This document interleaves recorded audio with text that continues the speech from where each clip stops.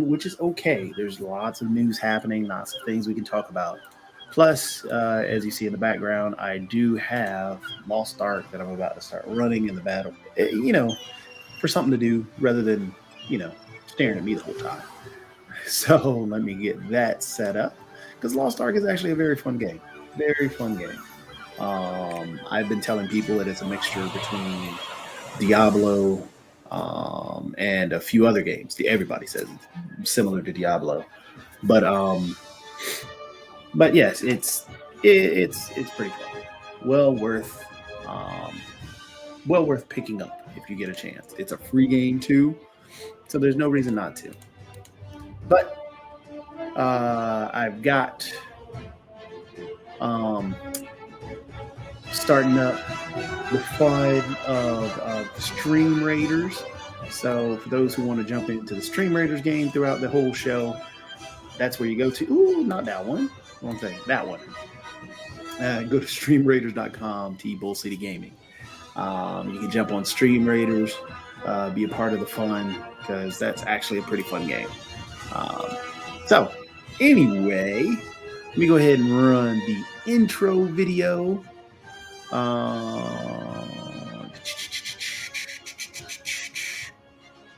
Well, I was hoping Kara was going to be here because she hadn't seen the very new intro video, but I think she's going to be a tad bit late as well.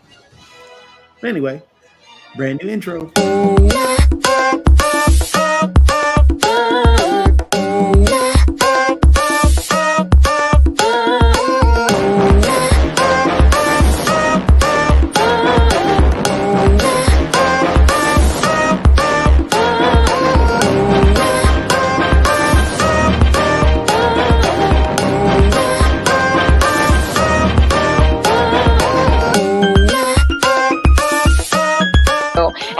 You right away because this was so much fun. You guys are awesome.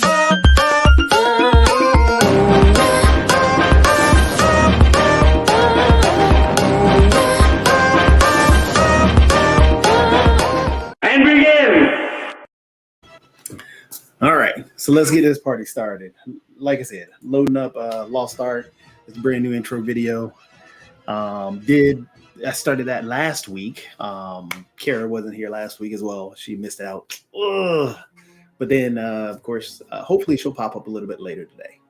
But as I said, there's a lot of stuff going on in the gaming world. PlayStation is finally listening to the fans about how crappy their PlayStation Plus releases have been.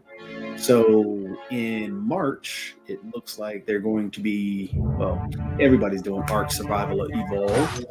Wow. I'll change the village. But yeah, Ark Survival Evolved. It's a pretty good game.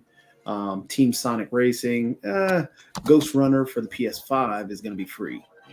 That's going to be kind of cool because Ghost Runner looks like Mirror's Edge, but with a whole lot extra added into it, like sword fighting. And then, of course, my favorite, Ghost of Tsushima Legend, or Ghost of Tsushima Legends. That's the multiplayer version of it. So that is what PlayStation is going to be releasing in March for their PlayStation Plus. That'll happen on March 1st. Hopefully.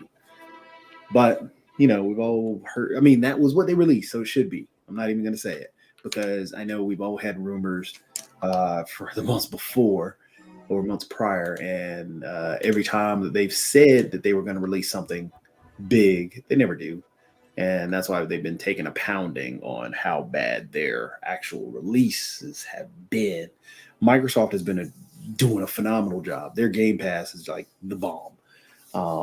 So if you have a PC, get the Game Pass. If you have an Xbox, get the Game Pass. It's well worth it. Well worth it. If you have a PlayStation and have a PC, get the Game Pass. Matter of fact, I would recommend the Game Pass right now over the PlayStation Plus, even though because PlayStation Plus doesn't have the quality of games and that are there yet. They're getting better. They definitely have some of the greater game. They definitely have some great games, but that Xbox Game Pass was brilliant. So that was my spiel about that. It's on to, I guess, a little bit more of the fun of Lost Ark because, I mean, as you see, I got a ton of quests. My problem then is with these giant MMOs like this, I travel the map. Right now, I'm going to the end of the map because each section, I just opened up this side of the map, so I can go to probably this final area here. I don't know if I can go to this the seashores area, but I want to make sure I can get every portal open because then I can jump around the map to anywhere I want to. But you have to go to that portal to unlock that portal, and then you can travel to that portal. So it's just taking me a little time to do that. But let me see if I can jump right in. Hey, look at there. It's Mighty Mer. That's my buddy. She's around. It's good to have you here. You gotta, Mer, you gotta play this. You gotta play it. It's addictive. It's pretty addictive. I mean, it's addictive. It's hard to describe it. The story is kind of, but it's just a fun game. That's all it really is. Just going around to these places, and of course, I'm big into magic. I like magic. I like magic stuff. So being able to, I could ring the bell. Let me climb back down. So of course, I'm a mage, running around, and my style of play is, I mean, as a mage, I'm supposed to attack from distance, but gravity area attack, and that one you have to have the enemies around you to be able to do that gravity attack. So I like to run, get these guys all riled up. Oh, tell the hubby I said, hey, this is Lost Ark. Oh, look. So then I grab everybody around, and now I do my gravity attack. Kills them all. Pretty easy. Open. What's there?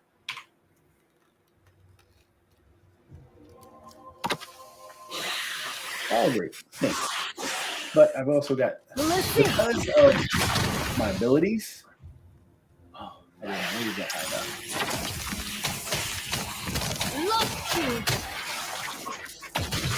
But that gravity attack, I've maxed out, so it's super strong.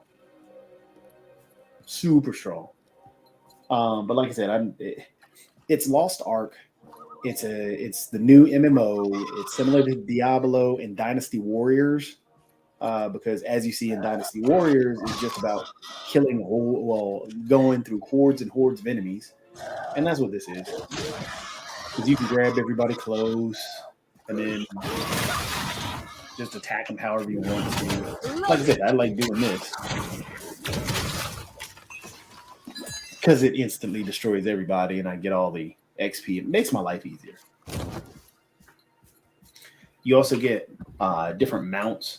There is a monetary system in it, which is actually pretty cool. The monetary system, I mean, not only do you have gold and everything else, but you can check to see what things are valued because there's an actual marketplace. You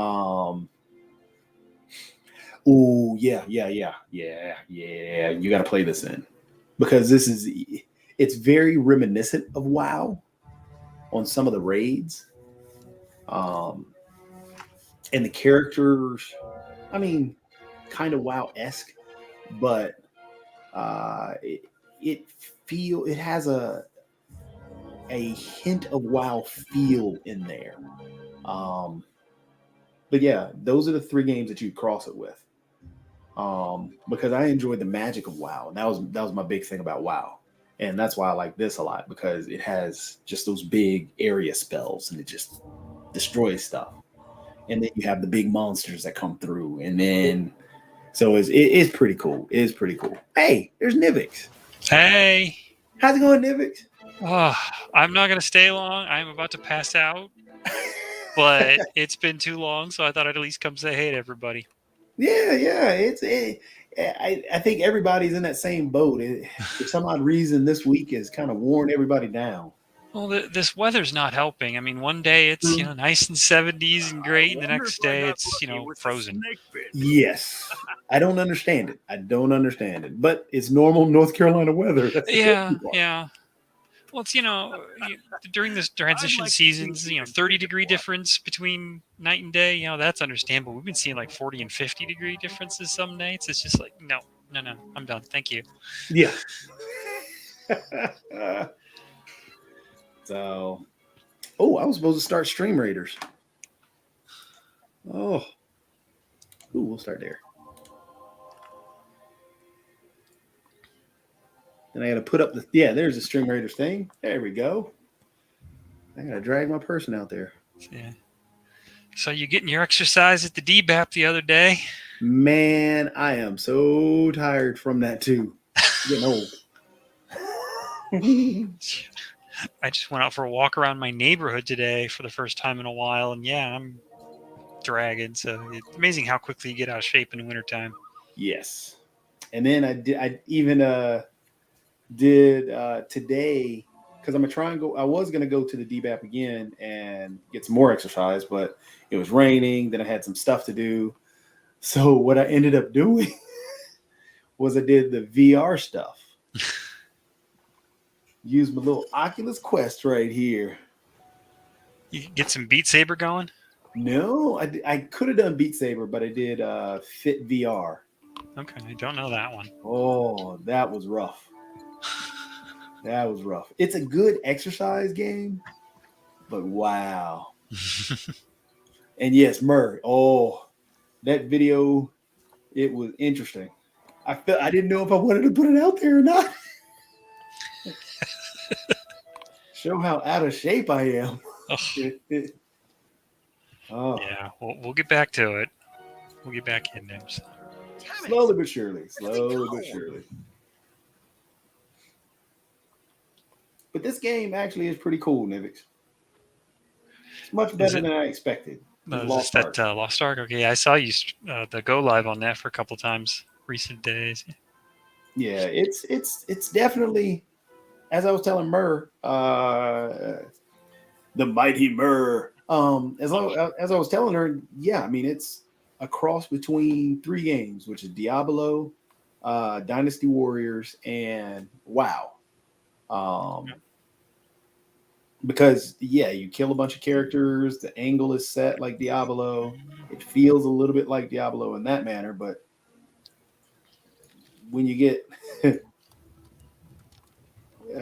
it's just the giant beasts that come at you that are very WoW reminiscent. Yeah, I thought of you the other day. Collect was streaming Hades a couple weeks ago. Oh, really? How's she doing, by the way? Not too bad.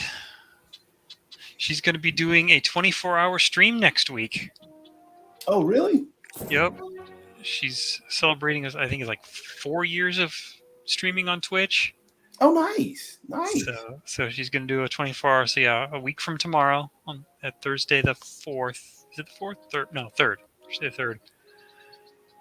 Starting at 4 p.m. Central. That's where I got the 4 from. So. Yeah, I need to catch back up with her because I got to see if she's playing Lost Ark.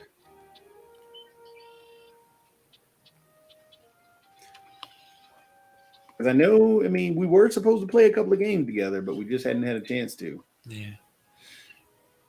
Yeah, she's been doing, Mondays was the Horizon Zero Dawn playthrough. She's trying to get platinum on that before Forbidden West comes out. Okay. And then Thursday she's been playing Shadow Hearts on the retro console. Okay. And then I need to connect my retro consoles. Yeah. She's just about done with that one. It'll be interesting to see what she goes on with there because she's basically been iterating through, PS1, PS2, and then 3. So I think Shadow Hearts was PS2, isn't it? Yeah. I need to go ahead and crank this back up because of Jurassic Park World or World Dominion coming out. Okay. This is when Jurassic Park, the original, when first came out. or the original movie first came out. This was on the 3DO, Jurassic Park Interactive. 3DO. Well, there's a name I haven't heard in a long time. I got one. Let's see. Yeah, in the other room, I've got a PlayStation 1 and a Super Nintendo. I still got my Sega Saturn in there. Now you want to go really old school. In the archive closet, I've got an Atari 2600. Oh, nice. I mean, no, I don't have the ET game. I used to. Oh, the ET game is the worst thing in the world. Oh my gosh. But the we used to have the RCA panel that came out right before the Atari 2600, where it was basically a big, you had a keypad over here and a keypad over here, and it looked like a keyboard. And so you have somebody with keys here and somebody with keys here, and the cartridge in the middle, and it was plugged to a TV. Yeah. It was pretty bad. Didn't stay out too long. Yeah, I remember the 2600. They had an add-on you could get. It was basically just a bunch of buttons, a little keypad sort of thing. Yep. And they had the little overlay for it, so that each game could have the different inputs and whatever. But it was almost a rigid plastic. It was like not a vinyl, but and the presses never worked right. So, nope. Utterly frustrating. It was easier to have the key to the side and just push the buttons, glance over and figure out which button to push rather than have it right on. Mm-hmm. See, I'm trying to level up. I'm only level 27, I think. Supposedly you can get to level 50, and then you can level up other characters. I never really read the story on this. Because it doesn't really matter. I just want to blow things up. Well, see, that's the fun part when Collect does her games. She'll read the character dialogue, and she does little voices for all of them. Mm-hmm. It gets to be a hoot. See, I would do the character dialogue in these, but a lot of it is the same thing. As you see, a couple of lines, and then you're done. A couple of lines, and then you're done. And the story's not super impressive. Oh, I need to go to open to.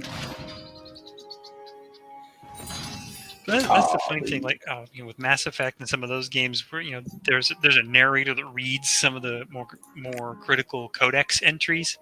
Yep. There's got to be outtakes of those, right? Oh, definitely. I want to hear those. I want to hear them flubbing the names of the weird races and tripping over the names of the ships. I'm sure it's hilarity. I went looking for them, and I couldn't find anything. They hold those pretty close to the vest, at least for Mass Effect.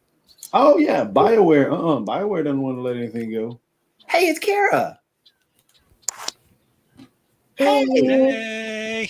Hey guys. How are you? Good. How are you? Pretty good. Pretty good. What are we playing today? Just playing Lost Ark right now. I'm trying to convince him to do character voices for some of the narration, but he's not having it. Yeah, I'm sure they're wonderful. Why you gotta be a hater, Jatovi? Because the players gotta play. You're quoting, who is it? 3LW? Yeah. Really? We're doing that today? I mean, do what I can. How have you been, though, Kara? I hadn't seen you in a couple of days. Same thing with Nivix. I hadn't seen Nivix in a couple of weeks, so. I mean, that's fine. Like, what's weird is that you had to do normal things, such as work at a game, and then you're like, hey, I haven't seen you in a while. I wonder why. You had to do things, and we had to, not be around each other for a couple weeks. It's normal. True. But I missed you guys. I always do. I miss you. See, and I got my horsey. See my little horsey. See my horsey. Oh, cute. And I have a fox that I just got, but I did have a bunny. There's What does the fox say?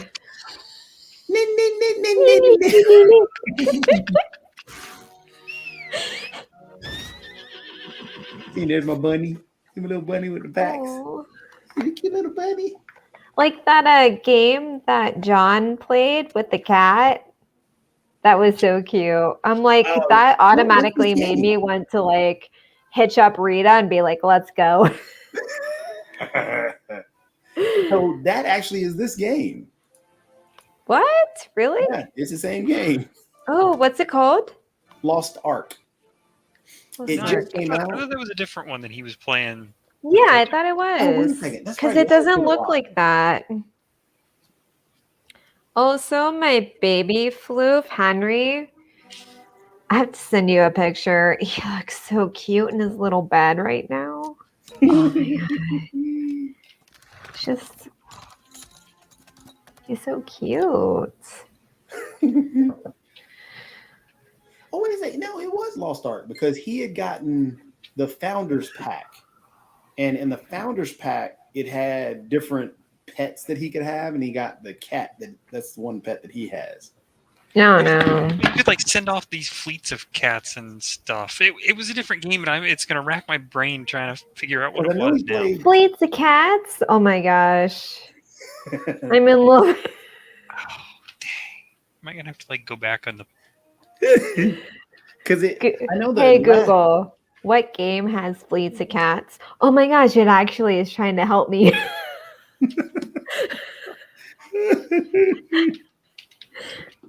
Oh, look at him in the pillow. What game has fleets of cats? Bitaku, Mythic Mischief, Isle of Cats. Bitaku. No.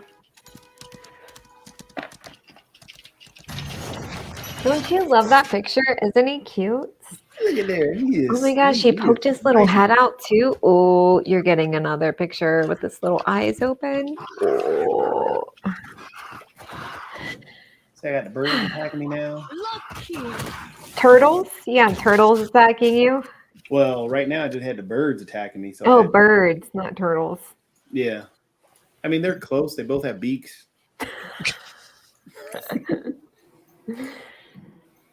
I see you another picture with this little head poking out. No, look at Isn't that. it cute? Oh, he's so Yeah. cute. You look so sleepy.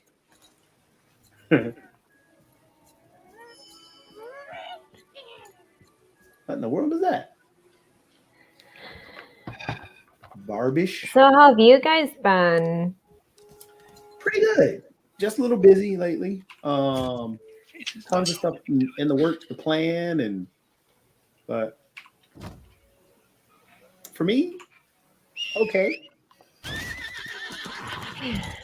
Your show started? Let's talk about that. How'd that go? Deep into Roots podcast? Well, I thought the whole new setup, because remember we talked about it. Yeah, I'm still trying to figure it out. I don't currently have guests, but I was kind of wondering what you were doing next Tuesday at 2 p.m. I might be on your show.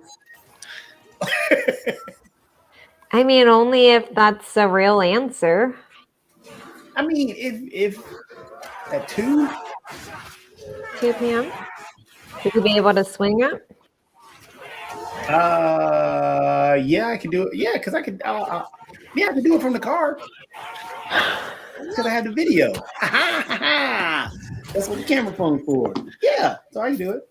I mean, if you're able to, let's Joy do riding it. with Jatovi. That party in the car. Party in the car. Switching 4 lanes, top down, screaming out money and a thing. Yeah, that's Chitovi. All day.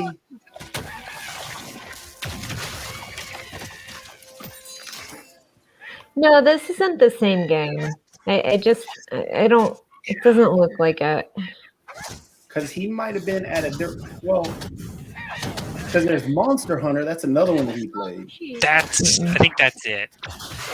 Is that? Because there's Monster Hunter. Then he played Lost Ark. Hold on. I was trying to go back into the archives of this game, but yeah, Monster Hunter looks right. Yeah, Monster Hunter is one of the biggest games overseas. It's pretty big here as well. It has such a huge following. It's actually a very fun game because, I mean, really, you're just going out and chasing down different monsters of different levels and different sizes. It's pretty neat. Yeah. Yeah, I think that's more so than this game. Yeah, because it's not this game. Yep, Monster Hunter was it. Yep, there's the mochi and the cats. Yep, that's it. Oh, yeah. The cats.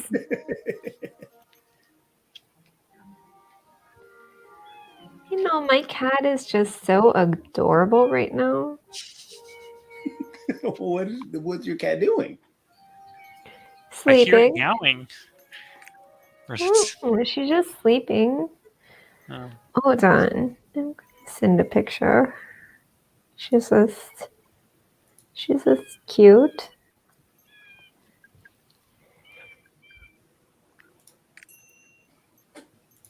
That one. And trying to figure out which other one I want to. Oh, we'll hold off. Okay, well, I'm going to send you a calendar invite then. Oh, that'll work. Are you yawning? Are you asking questions that are obvious? Yes. That's contagious. Don't do that. Mm-hmm. I told you, before you got here, I'm not going to be on long. I'm already fading. So. Because John said that he had been shoveling snow. Speaking of, are you with snow as well in Ohio? We're a fur piece from Kansas City. We're a fur piece. No, but it went from 60 degrees to 28 overnight. Oh wow! Thanks to global warming. Yeah, right. What's now, the temp down there? Today it was like in the 60s and 70s. Yeah, I got up to around 70 today. I went out for a walk around the neighborhood right after work. Global warming's dangerous. Don't let anyone tell you differently. Well, the Earth is flat, is what they keep telling me. Oh my God. I can't with you. I cannot. It's funny because, somebody will come along and say, well, it's getting really cold too, so it can't be warming. It's like, well, okay, the swings and everything. So we've taken to call it global weirding. I mean, some people are just ignorant. True. They're trying to be literal just to spite you, and then it just makes me want to fight. It's an interesting aspect of this society. Is just there's super high levels of snark and spite and just. It's called gaslighting. It's gaslighting. Mm. It's typical narcissist behavior.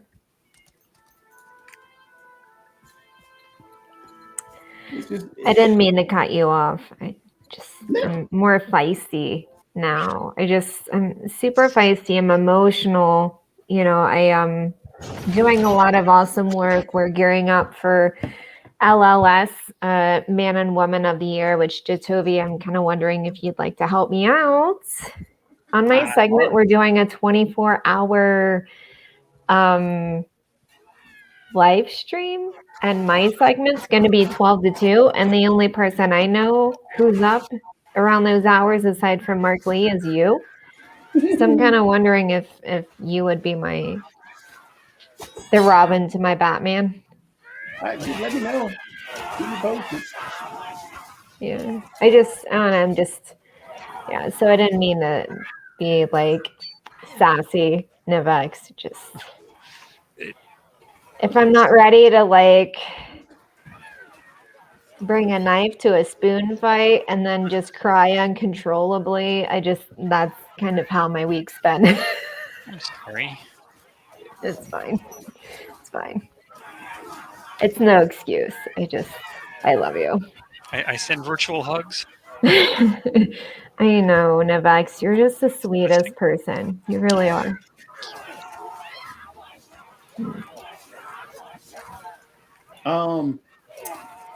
Actually, here's an interesting discussion, which this game is now in trouble for, and they may be actually trying to fix it soon. Okay. So, this is kind of interesting, and I think since you're on this more serious note, I don't know what that means. I'm always on a serious note. It's really sad. No, you're not. On the feisty side. Mm. So, in terms of the inventory, many of these, or most of these, all MMOs have an inventory system, and so on and so forth. All MMOs, any RPG really has that character build system, and you can buy clothing, do all these skins, or do these outfits and everything else. Well, in this game, what am I doing? I'm sitting here getting beat up. I don't know. You're just chilling. I didn't even realize. Tried to get out of the field of combat. It didn't get far enough. The rabbit will protect you. Oh, are you coming here to fight me again? Wow. Oh, you're fighting him. There we go.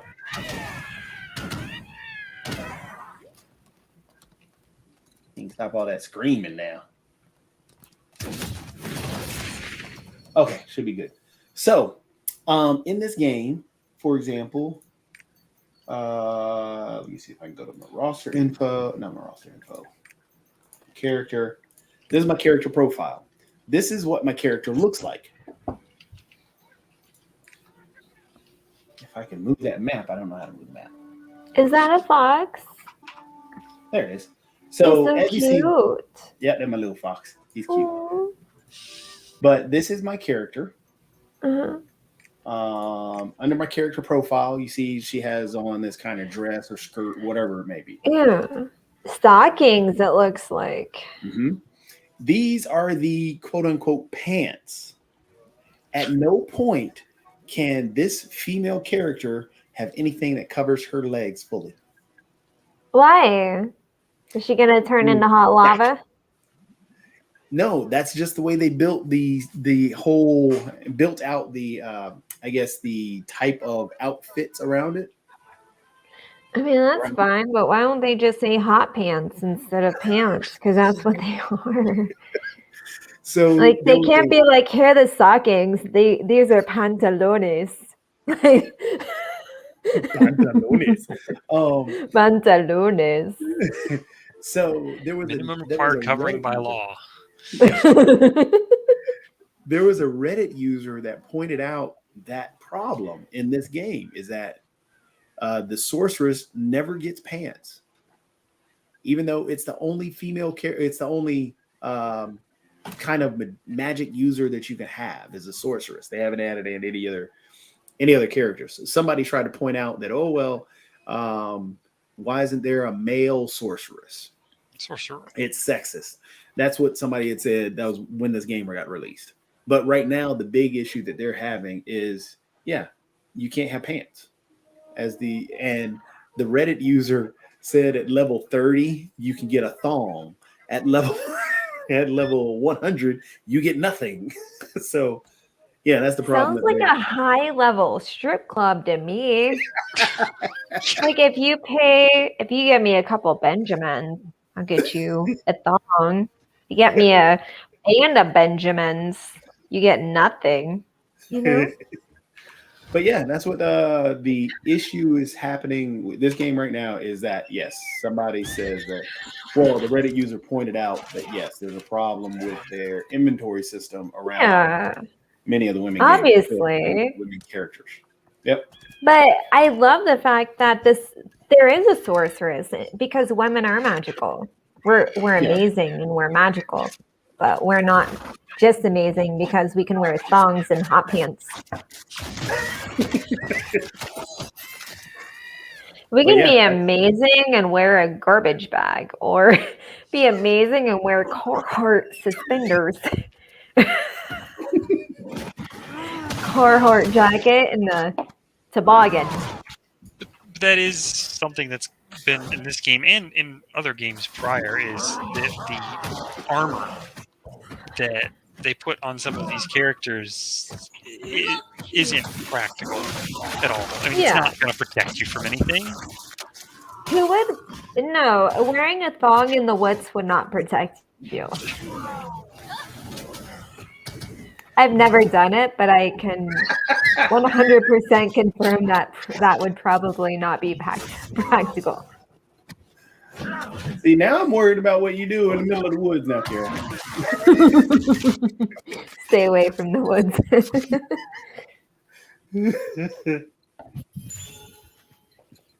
There's a group.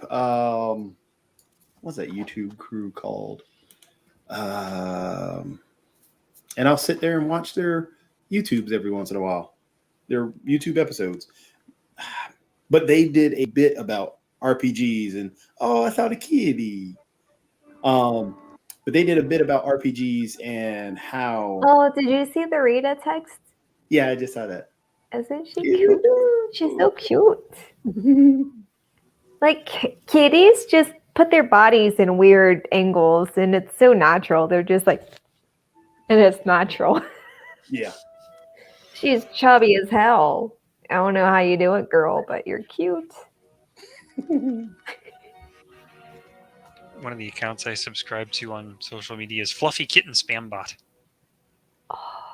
It is what it says on the tin. About every hour I get a new cat. Oh my gosh, Nevex, that's so cute. The group is called Viva La Dirt. They do Viva La Dirt. Yeah, it's actually they're trying to be similar. Well, they are similar to like your Kids in the Hall or the other shows that are out there. The Whitest Kids You Know is another group. But Viva La Dirt they poke fun at video games and do first-person shooter logic, RPG logic, and they'll talk and they poke fun at how they had this one guy go to the store and it was supposedly set in this RPG world, but he goes to the store or goes to the item salesman and buys this armor, and he buys this giant breastplate for his armor and everything else. And the girl went and bought the same exact armor, but it came out as a very it was like a little chain link bikini and a two-piece bikini. So it's named the exact same thing. So yeah, that was what they had poked fun at it about. Yeah, I don't know. It's the more we can understand how much we fetishize genders, demonish other genders outside of male and female, fetishize racial groups as well, right? People who are not Caucasian, which are so many other people, right? But like it's like we still live in a white world, a white male world, even in video games, and it's so crazy. Like it just drives me nuts. I mean, it like everything is so fetishized, and it just I don't know. That's why it's so important to include so many other people and industries, especially gaming, who are not white males. And I'm not admonishing or I'm not saying anything bad about that. I'm just saying that you really can look further, It's a representation and it's an understanding. Oh, look. Hey, Jahan just said hello, gang, but I sent him the link. He's supposed to jump on. But yes, different perspectives. And understanding those perspectives, because you're going to see things in a game that I'm not going to see, just based on who and what you are. I mean, even in the white male perspective, there are so many perspectives, right? Yeah. I just, so I don't know. It's just. Sad thing is, a lot of these game makers, when pressed on it, they'll say, "Well, those alternate things just aren't going to sell, and ultimately we have to make money, so we're going to go with the safe bet," which ultimately ends up being white male power fantasies, apparently. Mm-hmm. And it's just like, maybe somebody could take a chance. Something might actually sell. We don't know. Or the few there have been some examples that do, and it seems like unfortunately those examples seem to prove the rule. It's like, see, this thing sold. It worked. It was great. And it's like, oh yeah, that's totally an outlier. What they're saying is that they want to go where it's safe, where the white male investors are, not where the mass public is. There's so many other people outside of white males who video game, and again, even then, there are many different types of white males too. So it's like they're catering towards white male investors in games, and going outside of out of Valley Tech gaming. Bros. Yeah, if you go into entertainment, I mean, Issa Rae, she did Insecure, and she was even ruled like she kind of felt pressured to cater to the white male audience with bringing in like Issa's character worked for an organization that was run by white people. And then she eventually kicked him out of her storyline and focused on literally everyone else after that were Black or other nationalities, and she took a huge gamble, but it paid off because Insecure had a huge following, especially after that. So it's crazy. It's like, why don't we just call it for what it is and just say that there's so much pressure to get these white male investors that are, like you said, those tech bros, Let's just call it how it is. Well, remember, for example, Red Tails was supposed to come out years prior, but because it was said that a movie with that featured a black male lead wouldn't sell. Same thing with Crazy Rich Asians. Same thing with all these other shows. And how did Black Panther do? Yep. Which I still haven't seen. I totally need to see that movie yet. That's a phenomenal movie. Oh my gosh. That has become my new Harry Potter because I just can't anymore with J.K. Rowling. So like now I make it a habit to watch Black Panther often, especially during the holidays. So, oh my gosh, I love that movie. The great thing what Black Panther did is, with its storyline, it told basically 3 stories, or it touched on the representation of 3 aspects. It was women's empowerment, because dealing with the Dora Milaje, who were based off in African, how women were used as the actual warriors in the African tribe. I mean, and that's based off of the fact that that's how it happens in nature. The female animal is the one that does all the hunting. It's not the male. The male is the lazy one. The lion with all the fur and all the other stuff. No, it's the female that does all the hunting. And so the Dora Milaje were based off of how women were the fighters and the warriors in tribes in Africa, or in a tribe in Africa. So it was women's empowerment. Then it talked about how the black struggle is with Killmonger's storyline and how he was frustrated and how it was upsetting. What The happened Black American struggle. I love yes, how they did it, that distinction, the they Black did. American struggle, which is completely different Yes. from everything else. Yes. It told a story of what would happen if colonialism did not happen, Yes. and tried to express that.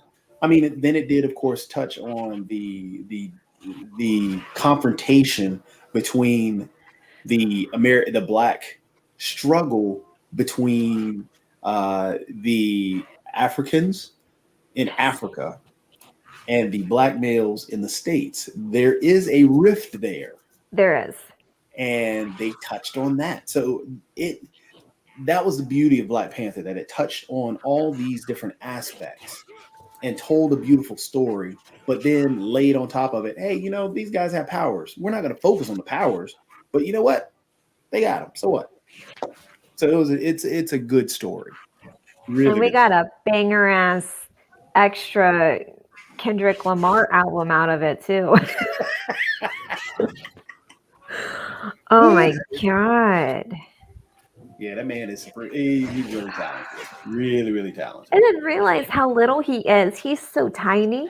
Little Yeah. man. You could put him in your pocket.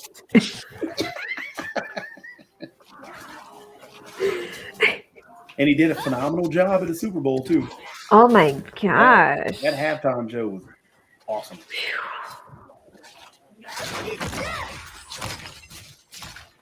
It's hard because I do struggle with I struggle with rap and a lot of elements, in that there are so many bangers where you're like, this is such a good beat, and it is so demoralizing. There's that huge toxic masculinity underbelly that is also the front belly, and then you have the beats, right? But so I struggle, I'm like, Dr. Dre, Snoop Dogg, but they really have contributed so much. And the Mary J. Blige, oh my gosh. I don't care what anyone says. She cannot do wrong in my eyes, and she killed it. Oh, she did a It phenomenal was job. amazing. Such an amazing job. I mean, every single one of them. Even when, which people are so mad about, when Eminem took a knee. I thought that was awesome. To be honest, with all of his hating on pop stars in the 90s and early 2000s, and him being consumed in that actually made me be like, okay, I got you. Because I've written him off long ago, because it's like, why focus on that? But the fact that he did that, it is super important that he did that. Super important that he did that. It was almost like he couldn't have walked away from that performance without doing that. So that earned big points in my book. Not that I matter, but he needed to do that. Yeah, and in all honesty, he's done a lot of that in the past. He has tried to step out and push a lot of that, and he knows that he's using his platform for that. Because when he did the whole rap video, or the whole performance where he was basically in a parking lot talking about Trump, that was a phenomenal thing that he did. Not a lot of people would have done it, but he took the time to do it because he felt he needed to speak out. So I applaud him for that.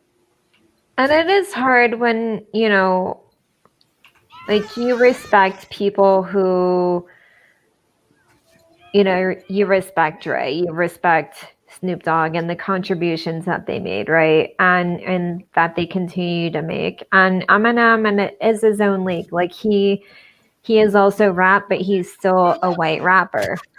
And that will always separate him, no matter the contributions that he has.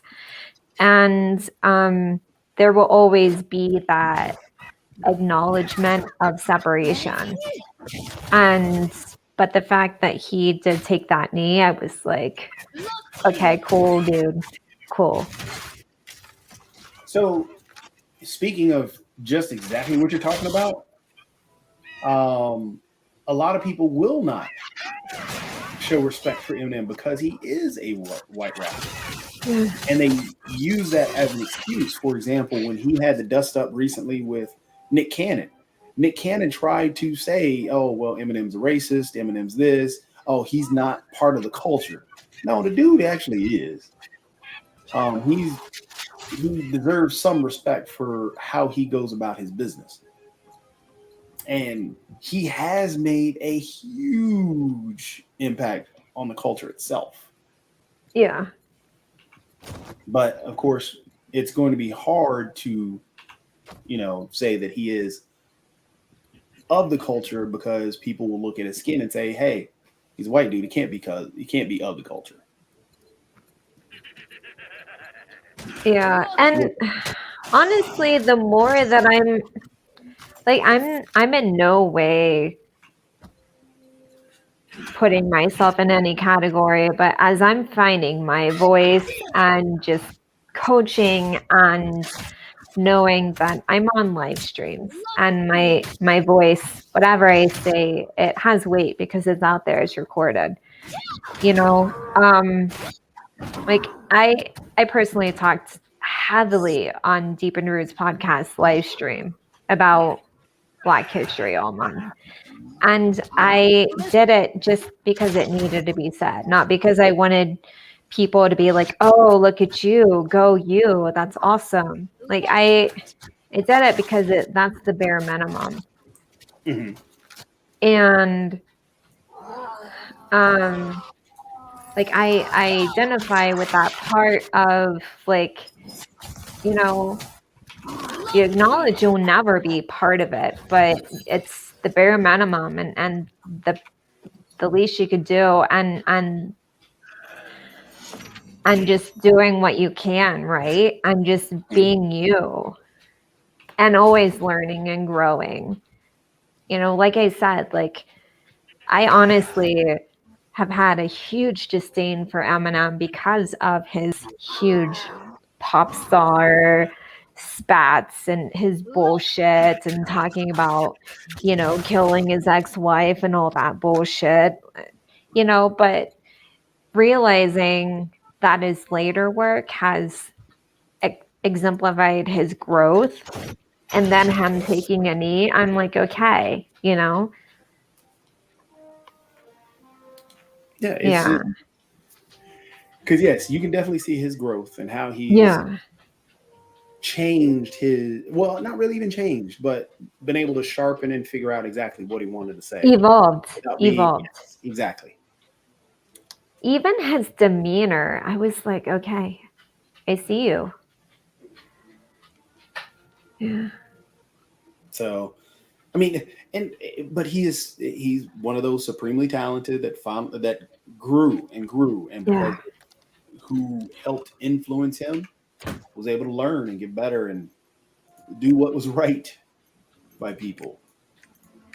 And really, that's what we all can do, for each other. Very true. Very true. But then you got some that just want to hold on to hate and keep on hating. And that's fine. It's really hard though, because I've experienced that a lot personally lately, and where you just literally all you get is screeching. You get screeching from people just by watching you exist. It's really hard to take at first. And then I just know that just means that I've outgrown people. And, when you're doing your thing, and I can only imagine in the mass media and the way that Eminem is, especially, and the spotlight he's been in, and anyone who's in the spotlight, you'll get screeching, but that's where narcissism is exposed. Like they're screeching in terms of, hey, I'm calling you out because there's more learning to do. And then they're screeching in terms of like people are just triggered and that's their narcissism. You know, Nick Cannon, he's just trying to mark his territory. So him screeching towards Eminem, like that's just exposing his behavior. Like whatever, dude. Like stop having so many children. Maybe you should focus on your penis, not getting inside everyone. Like maybe you should just focus on that, dude. Focus on your penis. You know, and he is widely known and regarded as spreading his toxic masculinity all over the place, not just on his penis, you know, and it just That just sounds funny. I know. But it you know, that kind of shit just exposes people's narcissism. It's like whatever, dude. That's fine. Yeah. So my grandma Dottie, she was very wise, and those are the sorts of people that she would just say, you know, I wish you well on your journey, far away from me. I like I that. love it. I miss her. I wish you well on your journey in front of a metro bus. No, just far away from me. You can go do what you're gonna do. Just do it elsewhere. Air hugs to Grandma Dottie. She sounds like she was a wonderful woman. I miss her. It's been a long time. Oh.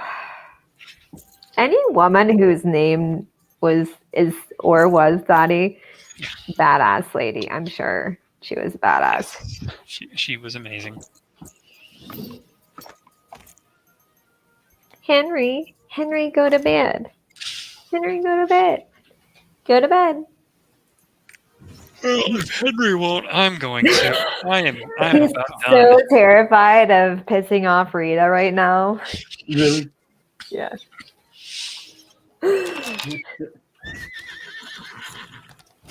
Well, to Henry, Rita, Kara, and Jatovi, I bid you all good night. Oh, night, Max. Have Love a you good so night, much. David. Bye.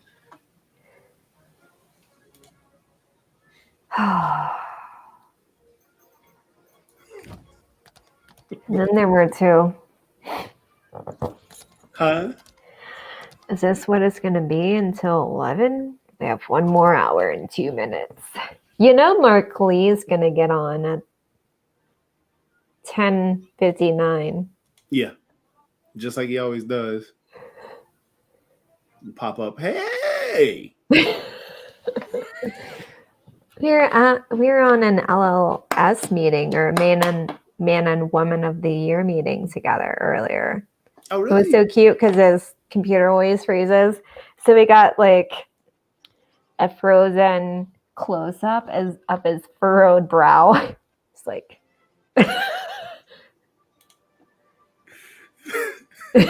it always kills me.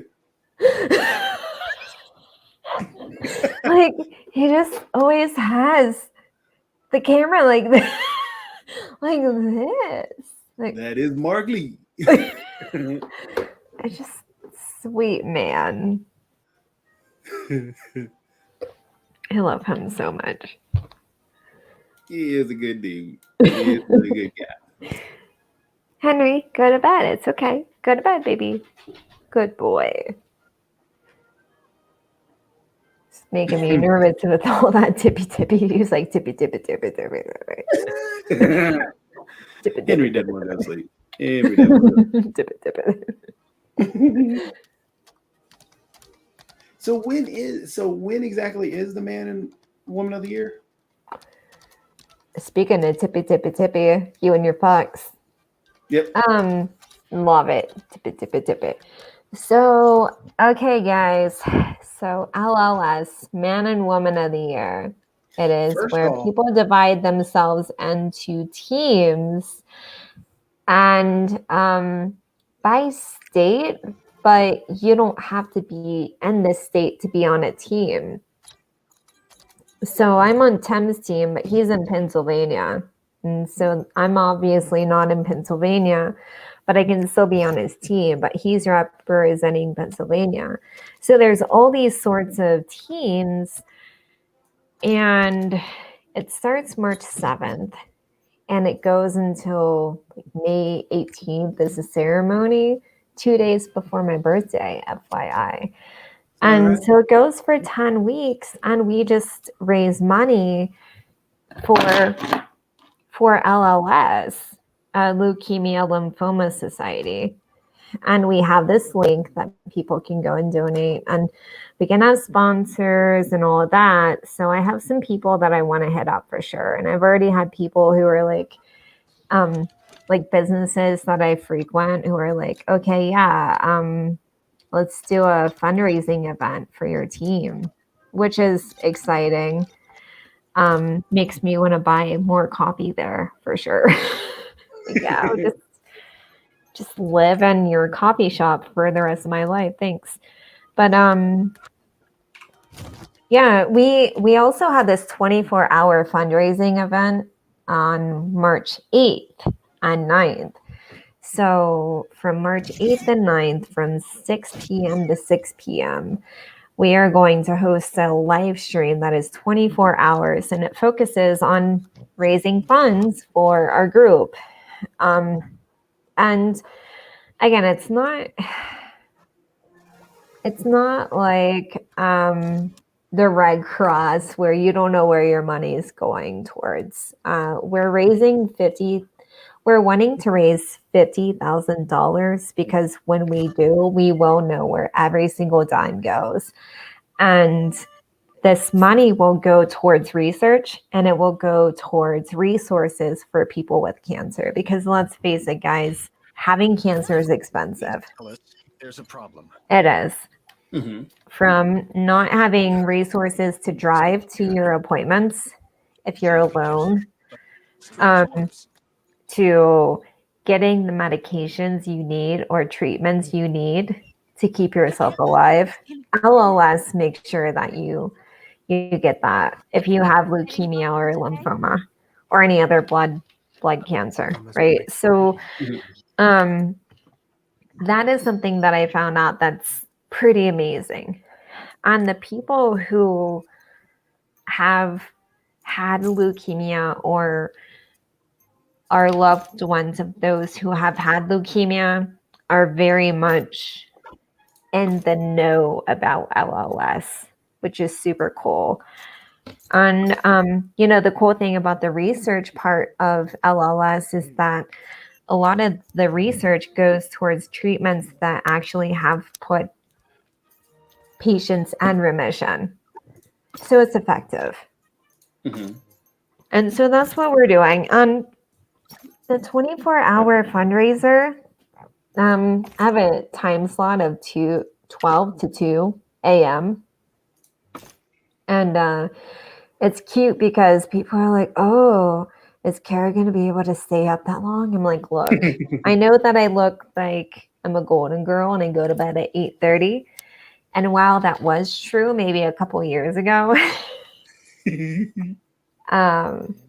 I've evolved since then.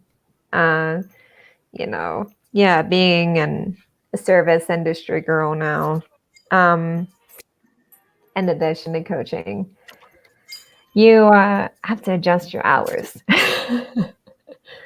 So it'll be fun. And I'm like, well, Jatobi's up at that time.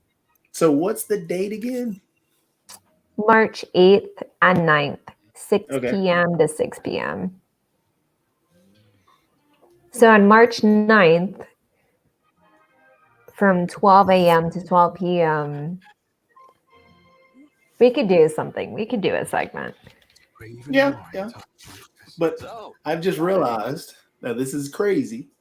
So I will, by the end of this year, because I've got a meeting tomorrow too, I will have, and I didn't realize that all three are separate. So LOS, if and when, once I help you with the LOS thing. LLS, yes.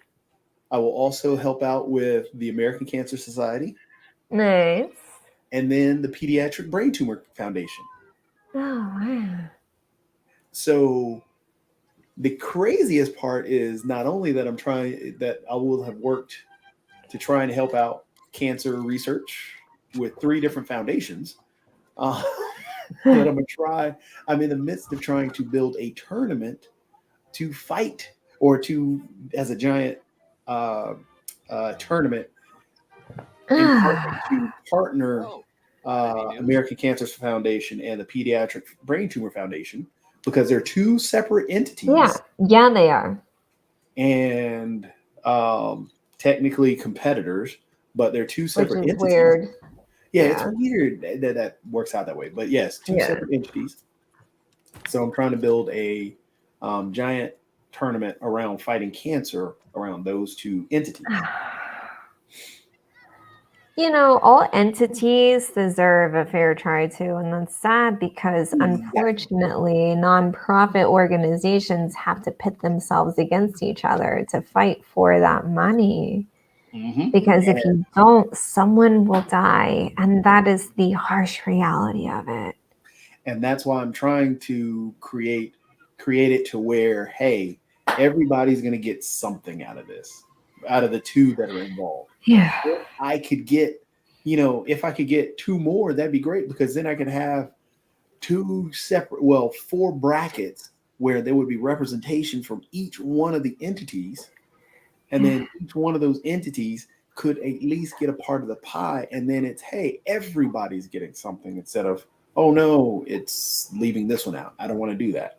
Yeah. And it's hard because, that can stretch you thin if you don't manage it. And at the same time, you're like, how do I manage it? How do I? And, the last couple of days, I've had interviews with parents of children who have had pediatric leukemia, and both the age of 3 and 4. So, when I was 3 and 4, my mom was battling cancer. So it was the other way around. And I learned to hide. I learned to hide, to make myself invisible, almost like I didn't exist. So if I essentially made myself dead, my mom would stay alive. And that's how I operated for a lot of my life and growing up. And so we didn't think about things such as giving back to cancer societies, because really we were still stuck in the moment. Mm-hmm. And that's no fault of anything. Hey, Mark Lee, when you're in survival mode, even after the fact, you're just still in survival mode. So doing this has brought out a lot of emotion, because I'm like, so this is how it works. I can come out of hiding. And it's been a beautiful thing.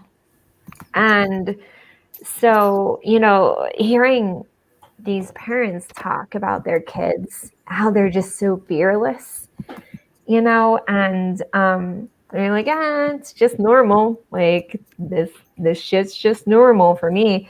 It's just so inspiring, and it just makes you want to fight and give your all for these kids and for adults going through this, Yep. Exactly. Yeah. But I mean, that's the sense of community that we're supposed to have all the time. That's that sense that we're supposed to take care of one another. We're supposed to look out for one another. Yeah. But I've always been like that. I've always wanted that. And then not knowing that really could happen, and severing that part of me of hiding. It's painful in a beautiful way. And then you're like, oh, but no, this is really how it is. It's so cool. Mm-hmm. Yeah. So yeah,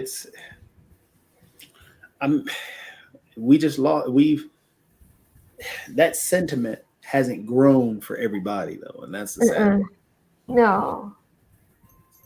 When I've been bawling for the last 2 days, it's because I've been bawling for my mom, like shedding that grief for my mom. Like, you deserve to have a community, Mom. You really did. So it's been cathartic. And I think a lot of people, so many people go through their cancer journey feeling like they are the only ones, but there's so many of us, so many of them, and so many people going through cancer. You're not alone, but it is that survival state. Yeah.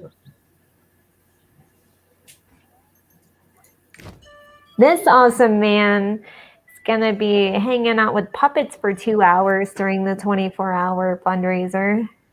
Maybe not 2 hours. I think it's only going to be an hour now. But it's puppets. But I'm still looking forward to it. I actually did a performance with them earlier today, and we had a good time.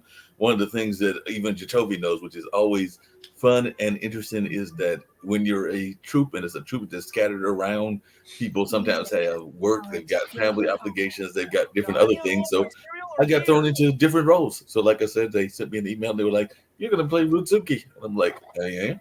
Okay, I'll just fall in," and all of that. So I had to play. It's still a kind of a narrator's voice, but still had to play another character because that person was sick, and we were actually talking about that family unit and how we become a kind of a family within, and we're all there to help each other out because it is all about supporting and helping each other out as part of a a cultural family. So it was just really good to see that kind of vibe where people are willing, because even a couple of the members had been sick and folks were stepping in for them as well because they were under the weather. So it's just that kind of family vibe that we see a lot here, even in our spaces. So it's just real good, that kind of family vibe. I can't wait to catch your performance and see you be a puppet. Yeah. It's more of the audio, but there are actually supposed to be real puppets that will be going into the performance as well. So we're working on a full show where it may even be everything will be actual puppets and the voices. But right now we're like an audio troupe and everything. But there is actually books that come with it because IPC has books that he has written and all of that. And he actually, some of the people, speaking of family, I had said that my finances were a little bit on the tight side. So one of the young ladies was like, "We got you. We'll send the books for you." So they sent the books, and I've actually got a few of them. I don't have all 4 of them, but we've got let me see if I can get them. We've got Don't Get Mad at the Monster. Yeah. After the Big Race. Oh. And Eyes on the Surprise. Oh. Is a rainbow. Is that like a pride thing or just a rainbow? Just a rainbow, but okay. There are some folks that have gone through different things. One of the people actually is a AIDS survivor and is actually still dealing with a lot of that. It is one of our people. And he's actually one of the main administrators, and his came from, I think it was actually 2 things that could have caused it. One was a bullet wound, and the other was a missed needle, and a needle that was not a clean needle, and all of that. But he's very much part of that troop. There are some people that were gunshot victims. There are people that have gone through. There's actually one gentleman that is blind. I mean, I think he doesn't have any sight from what I can remember and everything. And then there are different other folks, because we have a part of our group that is called the Inclusion Group. And these are folks that are going through different disabilities, but are still glad to be part of this amazing troop and all of that. Because one of the things that IPC and others do is that they try to make sure that everybody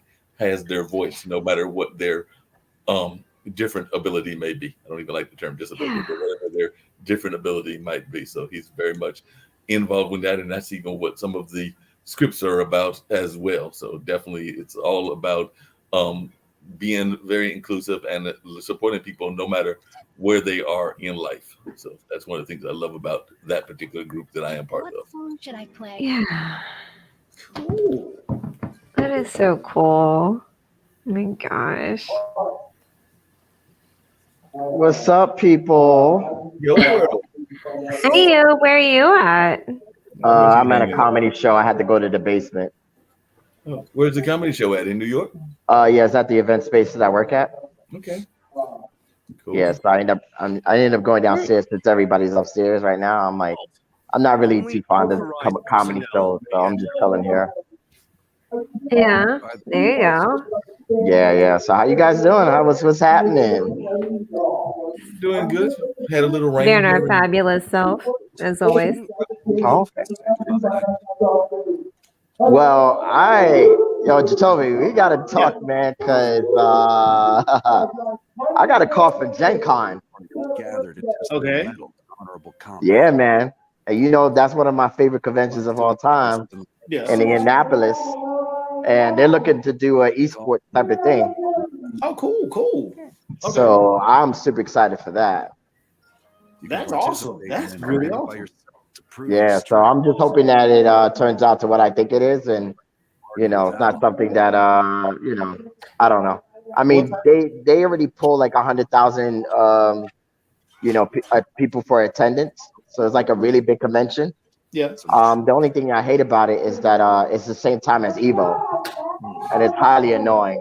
Like really, really annoying that it's the same time. So, but I think that like to start something new, something fresh, especially doing like an esports program in Gen Con, I think it'll be very very interesting. Very It'll be interesting. huge. It'll be huge. Yeah. Really huge. Yeah, and Indianapolis is literally one of my favorite cities because it's just so well built in a sense of like just for events, just the way how they have everything set up. And I mean, Indianapolis or Annapolis? no, Indianapolis. As in Indiana. Yep. Oh, 2 hours for me. I guess it is well built. Yeah. It's, Oh no, trust as me, a it's nice well built. children's museum. It's very small. Oh, okay. So Wow. Speaking of that museum, I think it is the Children's Museum that he works at. One of my best friends, Mookie, works at that museum. Oh, cool. He does the what is it? Paleontology? Is it? Oh yeah. Deals with all the dinosaurs and everything. Yeah, the big dinosaurs. Nice. Yeah, Mookie's a good dude. Good dude. Matter of fact, Kara, since you guys are basically right around the corner, a couple hours away, I'll send him your information. He's a really good guy. Oh, please do. Yeah. He's a cancer survivor. Okay. No, yeah. send me his information. Yeah. Yeah, he's 2 hours away from me.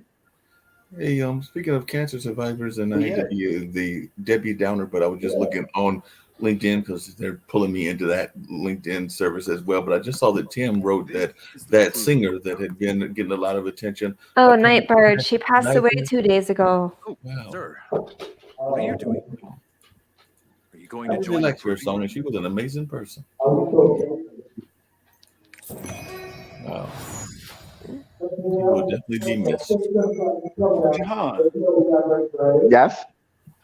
what type of esports were they looking for? So mainly, obviously, like they're not really. The conversation I had, like obviously, like they're really known as for trading cards and board games and whatnot. So like that's obviously what they draw to the convention. And I left them an email and also a message on the phone at their office about wanting to start like an esports program because of the simple fact of the amount of space that they actually get in Indianapolis. I mean, they're probably the only convention that I know that actually has like a really great deal with the city. Like again, the city is so well built because like the convention is connected to majority of the hotels in the area. So it's good for like any type of weather for like rain, snow, whatever. Like people don't have to worry about having to come outside or anything like that. And what's even much better too is that there's like literally 15 hotels within a 10 block radius. Wow. And so they have the mall, they have the nice mall. It's very nice. They got a lot of shops there. They have food. I mean, you literally have everything within walking distance, and you don't really have to go out of town to go have fun. They got clubs. They got everything that you can think of. So I just think that Indianapolis is a great host city, and for them, doing esports is like just like adding more flavor into the convention, right? The convention is 24/7, and they also have more space. They actually get access to Lucas Oil Stadium. That's how crazy that is. Now, if you look up Indianapolis Convention Center, it's huge. I mean, they literally have everything. Like this, how let's see, how big is the space they're going to use for esports? I'm sorry, what was that again? How big is the space that they're going to use for esports? So let me tell you how this is. The guy told me, you tell me how much space you need, we'll provide it. Oh wow. That's all I gotta tell you. That's how much space they have. Like I said, look up Indianapolis Convention Center. It is massively huge. It is. There are a lot of nice hotels and restaurants around there too. Yes, it is. It's massively huge. And then they got Lucas Oil Stadium. The guy even told me, he said, listen, we'll do final Sunday at Lucas Oil Stadium. That's how much pull this convention has. I've been dreaming of this day. You don't understand. I've been dreaming literally of when I first went to Gen Con, I went there for a trading card game, obviously, right? Yeah. That's what it's always known for. And then I started liking it to go there more because they have video game tournaments on the side. If you won, you got a ticket to the next convention. So it already paid for my ticket. So all I had to really focus on was like my travel and my hotel. I mean, obviously the hotel is expensive. It's like $200 to $250 a night for 4 days. Especially around there. Oh yeah, especially around there. And the bus is nothing. Like going from New York to Indianapolis is like $100 there and back. So it's nothing. Yeah. And the bus stops right in the city. So they had the bus stop and the Amtrak. I think the airport is like, I would say 30 minutes. So it's super convenient. Indianapolis is small, but everything is so compact. So you get everything literally within just a few square miles because everything else after that is pure suburbs and cornfields. So everything is so compact in Indianapolis. Yes, and it's amazing. So when I first went to Indianapolis, I fell in love with it, obviously, and I kept going every year. And then I said to myself, man, I would love to do a gaming tournament. And I've been planning this literally for years. And then I ended up working for Evo for 4 years. And then they ended up being the same date. So I couldn't keep going to Gen Con. Like I was super committed to Gen Con going every year. And but then I ended up going to Evo because it falls into my career path. But it was just amazing to have the conversation with the gentleman over the phone. Because he understood everything. It wasn't like just some like, oh, what's esports or what's this? He already knew about the FGC. He was super excited. He's like, there's so many possibilities that we could do. We got tons of space. Like, you tell me how much space you need. Like, that's beyond me. I mean, obviously, I'm not going to ask for too much, but I really want to have something that I could start small and work way up to where that it will be a program that they'll be interested in doing every year since it's in August. And I mean, they already got their dates ahead of time. So planning is so easy. If I wanted, let's say, if I do it this year, and if I do it next year, it's going to be more bigger because it gives us more range to talk with companies, get them involved because of the amount of numbers they have. Like they have over 100,000 people. To me, that convention it beats PAX East. It beats all those other conventions, like just the way how they have everything structured and the city itself.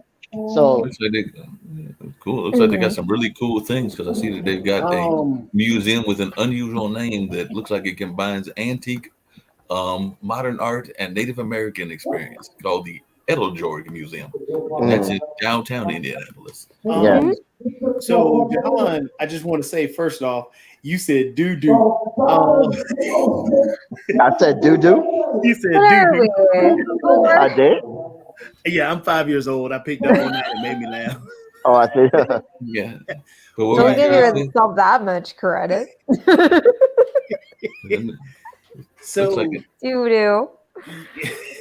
You said Evo's happening at the same time, right? Yeah. Which one are you doing? Are you doing Evo or are you doing that one? Oh, Gen Con, without a doubt. Okay. So hands down. With Gen Con, because Evo is running the FGC stuff, right? Yeah, of course.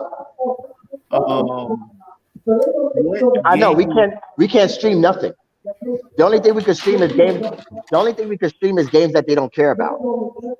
No, no. What I'm talking about is, I mean, yes, Evo's happening at their thing and trying to, and doing that battle back and forth might not be the way to go because you have so many other esports that you can run. And that's why I was trying to figure out what exactly did they want to do. It's not about what they wanted to do; is what I proposed to them. Okay. I mean, because I mean, I was just asking just because you have. They weren't asking about like what they wanted. It's about what they were asking me what I could bring, and that was something that was more interesting because, again, they understand the concept of not having to waste money on internet. Internet is the number one killer for any event, and again, they're not willing to spend money on internet to do an esports program. That's just not happening.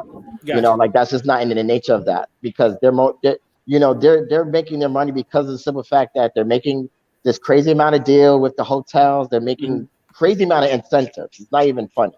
Like that's how much business Gen Con has got going on than most other conventions that are being held. And that's the climate of how just like cities like Indianapolis rolls because they're so small and they do bring this big feel, but they're small, so they just know everyone and they're just dipping their, their pots. They're in everything, so they have the connections because they're so small. And so it makes sense. It is beneficial. And like they are also in it for them, whatever it is, because whatever it is, they have invested interest because it is like a big small town. It's a super big small town, like super real little. And like everyone knows each other. It's like Cheers. Everyone knows their name kind of thing. Yeah, that's Indianapolis for sure. And Cincinnati, to be honest. Okay. Yeah, just gaming wise, for gamers, it's a very ideal place. Just in general. Sounds it for sure. Oh yeah, without a doubt, because there's a lot to do. Like it's not like you don't really need to drive anywhere because most tournaments we're stuck in the middle of nowhere, like in the suburbs or something, and you would have to have a car or have people. You have to order Uber or stuff like that to get food. And everything's walking distance. You got the Steak and Shake, the legendary Steak and Shake there. That's open 24/7.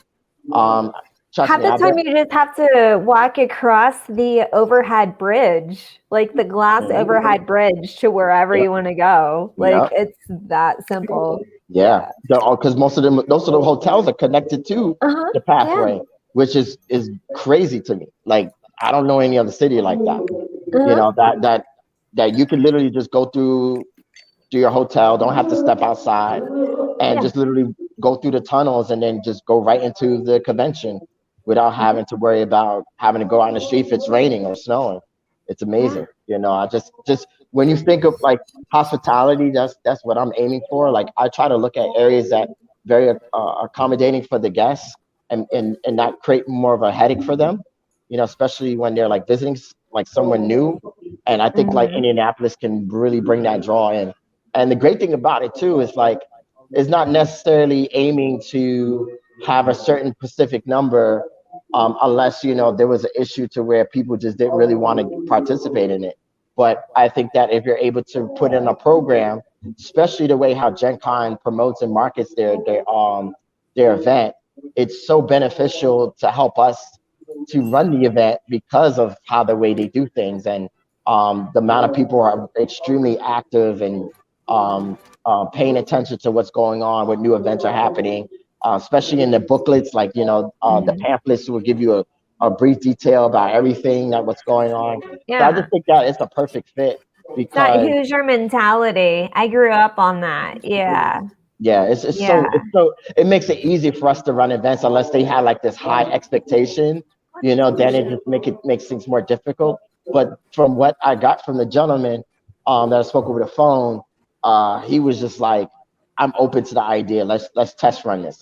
Let's try to see where we can go with this. Like if you can come up with some ideas and some thoughts, let's push it. Let's make that happen. That's Like very Hoosier of him to say. I actually appreciate that because he understands. Like you can tell who's actually going. I gave him like a rundown of how I used to go to Gen Con. He's like, yep, you absolutely, yep. Oh yeah, oh you did that before? Okay, yeah, you know the program. I know the program. He's like, I didn't even have to. I thought you was just some random guy who just saw our program and thought you wanted to be a part of it. No, you actually have been an actual attendee. I've been going in literally every year. I had times where I didn't go one year and I cried. I was upset because I wanted to go because my idiot coworker at the time where I was working at the hospital used their seniority over me, and they did it last minute. They did it on a purpose. So it kind of really pissed me off because I was set to go, and then they was like, "Oh no, I need these days off," and I couldn't go. Yeah. So the last 2 years when I was working there, they wouldn't let me go. I just took days off. I just called out sick. I was like, "Oh, I'm sick," cough, cough, and just went to Gen Con. Like, so whoever you talk to, make sure to talk to those people only and let them take care of everything. And then don't be surprised if you know their whole life story, and just let them tell it to you. Yeah. And then you'll gain a friend for life, and you'll get a really good experience out of it. Oh no, whatever you're trying to achieve. Oh, like this is That's like the way to a Hoosier's heart.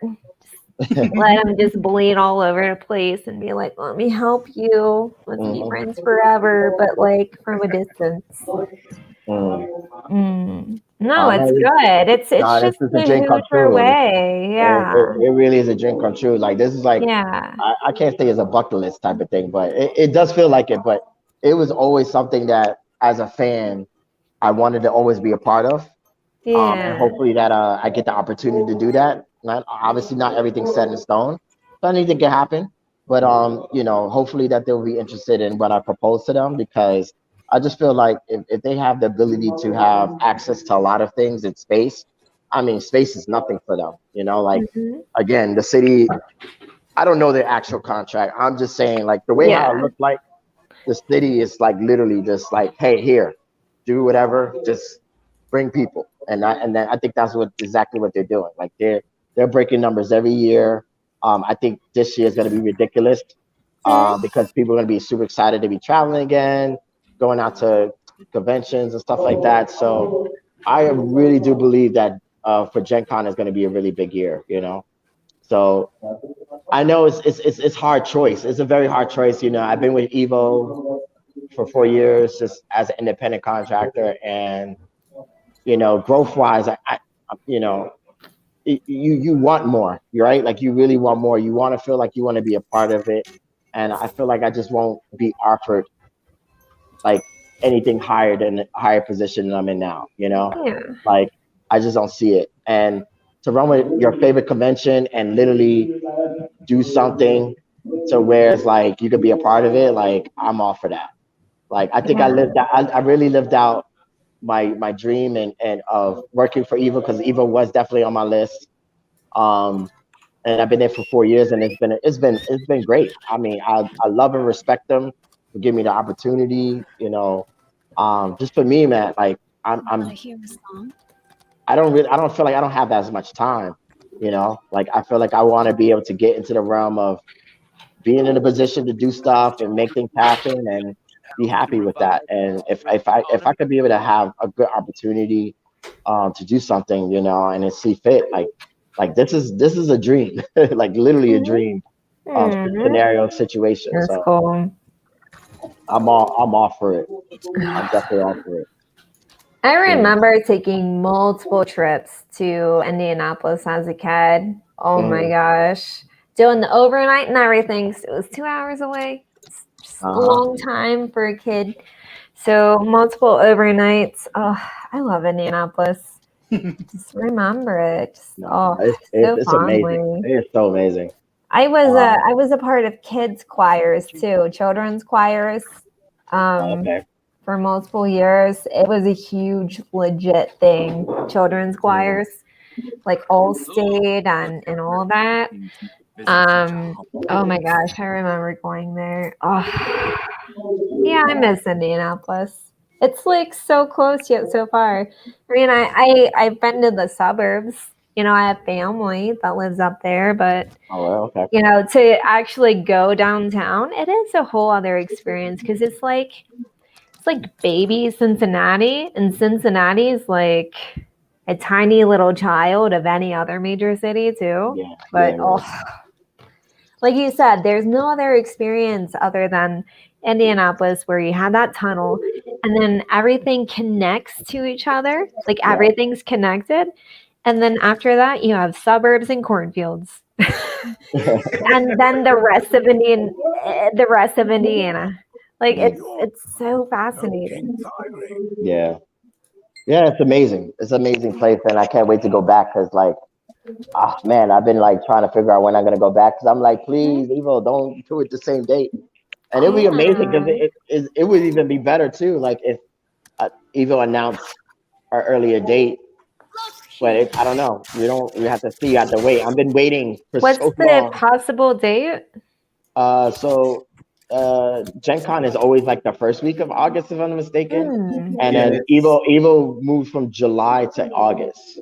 So it's been real Oh, difficult. But I hope that they change the date. I really do, because then I could do both. That's the beauty of that. That's why I'm praying that I could be able to do both, because that'll be super dope. Because it opens the door to be able to get really get massive support from the publisher itself, which I'm aiming for because of the magnitude of people that actually go to the event. So it makes a lot of sense. It's a really a better sell to do whatever you want in a sense of getting sponsorships and anything like that. Like it's like less of a hassle and a headache. Like the yeah. Gen Con alone would be open minded to do more stuff. Hopefully, just in that realm of allowing people to come in and do stuff. Just with the gaming aspect of it. So I just think like it's a super big fit. Um, just to add sports because they do gaming. Like they have like a company that'll come in, they do gaming, but they don't really. Sometimes a lot of the gaming companies that come in, they don't know what they're doing. Yeah. The game, they don't really attract people. Like they don't do enough promotion on their end to get people to be enticed to come and play. So they just kind of really just set up and just do stuff, and it doesn't run on time, stuff like that. The schedule's off. This I wanted to be more organized, more professional, and then also having somebody like experience like myself to be able to help run it to where it's like, oh shoot, okay, this is how we're running it. And then, I mean, for them to even say, hey, maybe we could do a finals at the stadium, that in itself is like, wow, okay, like, I mean, already talking big moves. I like that. Well, because Like that. somebody's That brother alone just probably like it's owns very Lucas intriguing. Oil Stadium. That's why. Huh? Because somebody's brother probably owns Lucas Oil Stadium. That's why. I wouldn't be surprised. Yeah. But I mean, Yeah, but it's just not to a have big it, thing. We're all neighbors. hey, but still be able to do that, to open the doors for that is great, Yeah. regardless if it's somebody new or not. I mean, more power to them in that sense, I know, and right? that's amazing. It's like So baby Kentucky. I miss Indianapolis. I really do. I you forget should that. Yeah, come, I please. forget. Like, hey, that's You're just a 2 hours quick road away. trip. I just forget Come it. through, come by. Let's hang out. Definitely. Maybe. Oh, she said maybe. What? Why not? Oh no, I'm happy you like that spot. I'm happy that you're happy. That sounds like a good opportunity for sure. Okay. No, if you were able to pull that off, that's so cool. I'm excited for you. Thank you. You're welcome. See, I told you Jahan was big time. That dude is big time. Jahan I'm is not big big time. I am not time. big time. Yeah, I he is. I dream big. I dream big Rubbing and go for it. elbows with people who know people about Lucas Oil Stadium. Mm-hmm. Mm-hmm. Yep. I mean, honestly, like, so the funny thing was, I was like, okay, they're already doing stuff in the Lucas Oil Stadium, and I was like, what about the Indianapolis? Not Indiana, Indiana Pacers, because they have separate stadiums, and it's literally in town too. So it's like walking distance from the convention. So I was like, maybe we could do the tournament in Indianapolis and Pacers Stadium, because it's close by. We could do something there. So I don't know if they have it, but I'll be surprised if they do have it. Like if they have access to that. So if they wanted to go Probably. that route, that would be great. That would be really good. That would be cool. Yeah. So I'm already like, I'm about to get to work. I actually gotta get the proposal ready and set and let them know what the deal is, and hopefully that is something that they'll be interested in. We'll see how it goes. I'm willing to start small and then go big. Mm-hmm. Then I think swing it's over to great. Southport. I think it's not. Oh, what's it called? Where Indianapolis 500 is. Like, we're here. Just kidding. Yeah. Well, I have to get going. I'll see you guys later because we're kind of wrapping up. Jatovi, hit me up tomorrow, I guess. Yeah. We'll definitely talk. All right, man. Bye. Bye. Bye.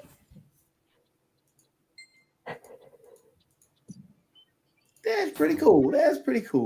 John, he's working out for him. I'm so happy. Oh. Just reminiscing about my home state. The good old days. I know. Oh. From ordinary iron. I'll melt this, spread it, and feed it. Oh, you saw, by the way, I just leveled up and I got more panties. Don't you love it when you level up and you get more panties? I mean, it's a good thing. How many panties you get? Panties and hot pants? Yeah, you get lots of Panties panties. and hot pants. Wow. Oh, Oh my gosh. all about the panties. All about the panties.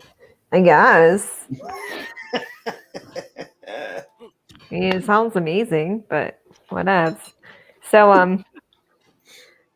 I've been moving around the screen because I've been feeding Henry peanut butter from like a little travel tube, and like he can hear and feel the air pockets from the travel tube, so I have to like squeeze him out, and then he like comes towards me and like licks the peanut butter. But if there's air pockets, he's like, "Rrr," and he runs away. I don't know how he knows this. Come here, baby. Yum, yum, yum, yum, yum, yum, yum, yum. He's a smart puppy. He is. Yeah, mine. Cammy is a crazy little doggy. Oh. Every time I take her to Camp Bow Wow, which is doggy daycare. Camp Bow Wow? Is it owned by Little Bow Wow?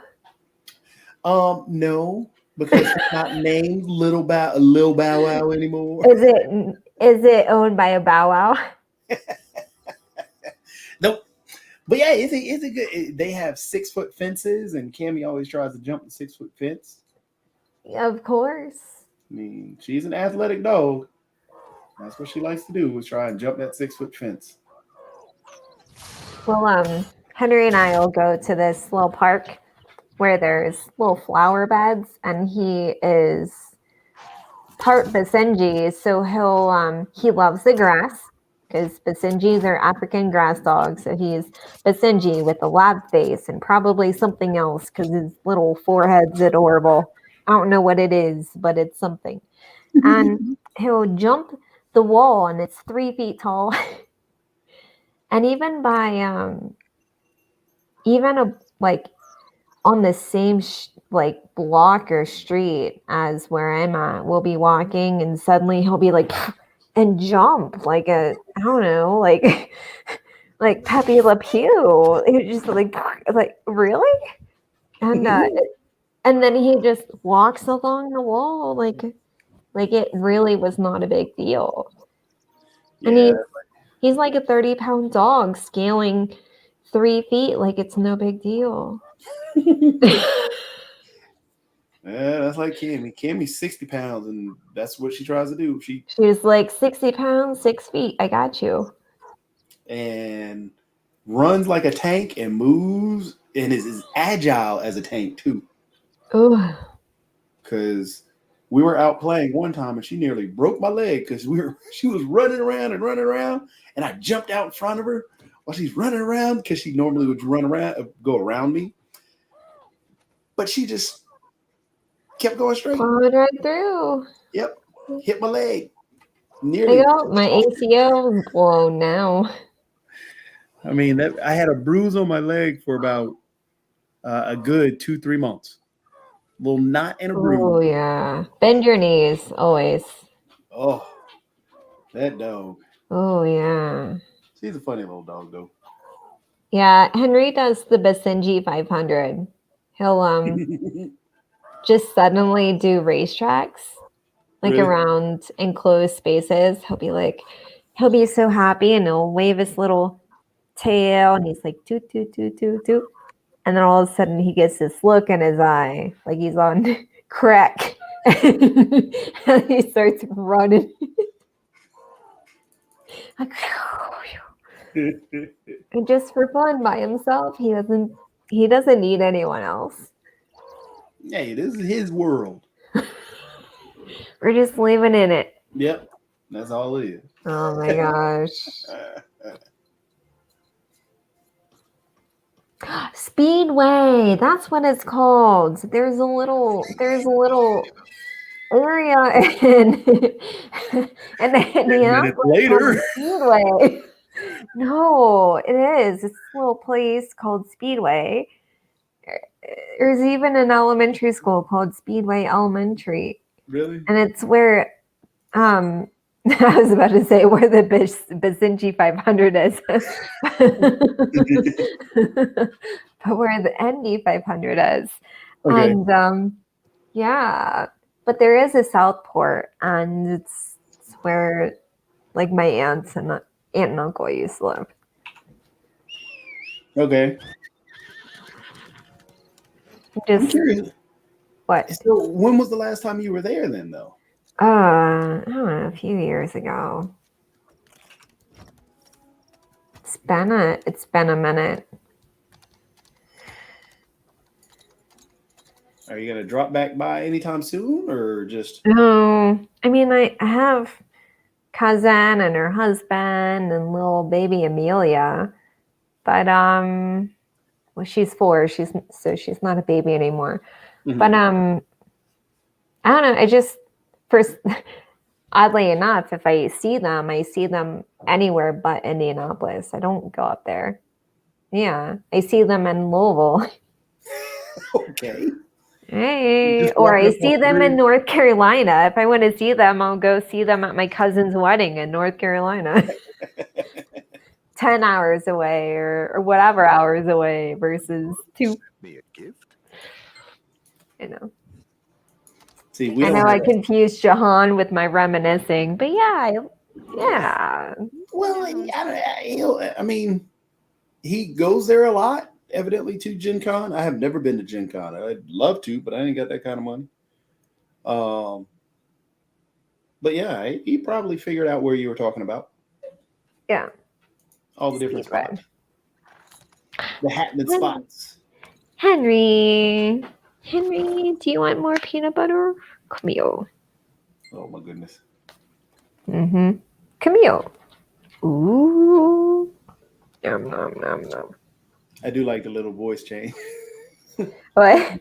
Camille. Come here, little peanut butter. No. If you don't have a different voice for your parent, for your pup, you're not a pup parent. You're just not. I mean, true. I mean, her name is Cammy, but yeah, I do a couple of different names here and there, Kimmy. especially when she hops over that fence. That crazy doggy. Cameron. In the middle of the night when I have to get up and she wants to go to the bathroom. I'm like, oh, I just lay down. What are you doing? Cameron Louise. Cameron Louise. Now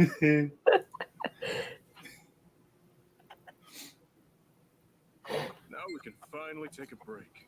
See, this is why I don't really read because there's so many, so much text that's there. Yeah. Voices. Hey. Oh, there's up there. Yeah. So many little bitty side quests. Mm-hmm. I get to upgrade my person a lot. Yeah. But I just can't get pants. He's just And panties. painting. Yeah, he's just painting in the fields. Mm-hmm. What are those? Rats? Yeah, let me kill the Those rat. are giant rats. Yep, there's a rat attacking me while I'm trying to talk to this guy. You're thunderbolting around him. Yeah, he doesn't mind. He's gonna paint a picture about it. He's like, let me draw your badonkadonk. In the panties. Is she wearing wedges? She's wearing heels. Mm-hmm. Oh, if I can. Yep, see?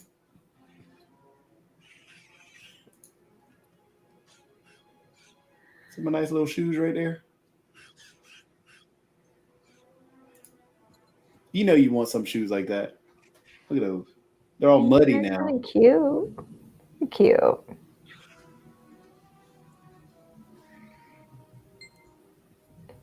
And see, she gets pants. I want pants. Can't get Yeah, everyone gets pants but you. Yeah. You're not actually the most picturesque model, really? Actually, she's pretty smoking. I almost made you in this game. Okay, we're stopping right there. No, You're- I was gonna make you in the game. You were gonna be because they had your hair color and everything. I was like, hey, that's Kara. I was gonna make Kara in the game. My hair color changes, so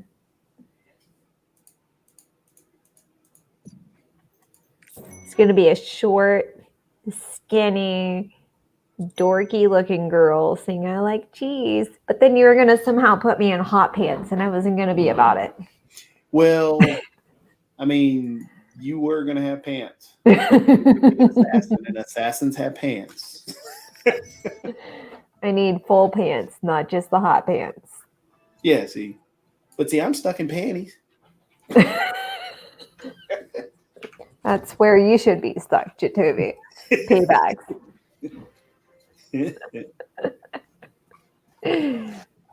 Panties in your fox. Yep. My cute little fox. Look at him. He's so cute.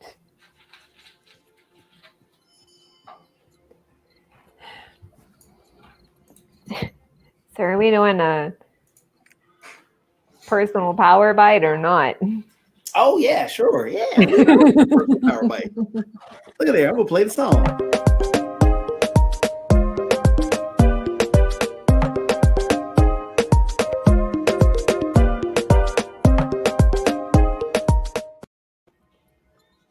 What you got for us today?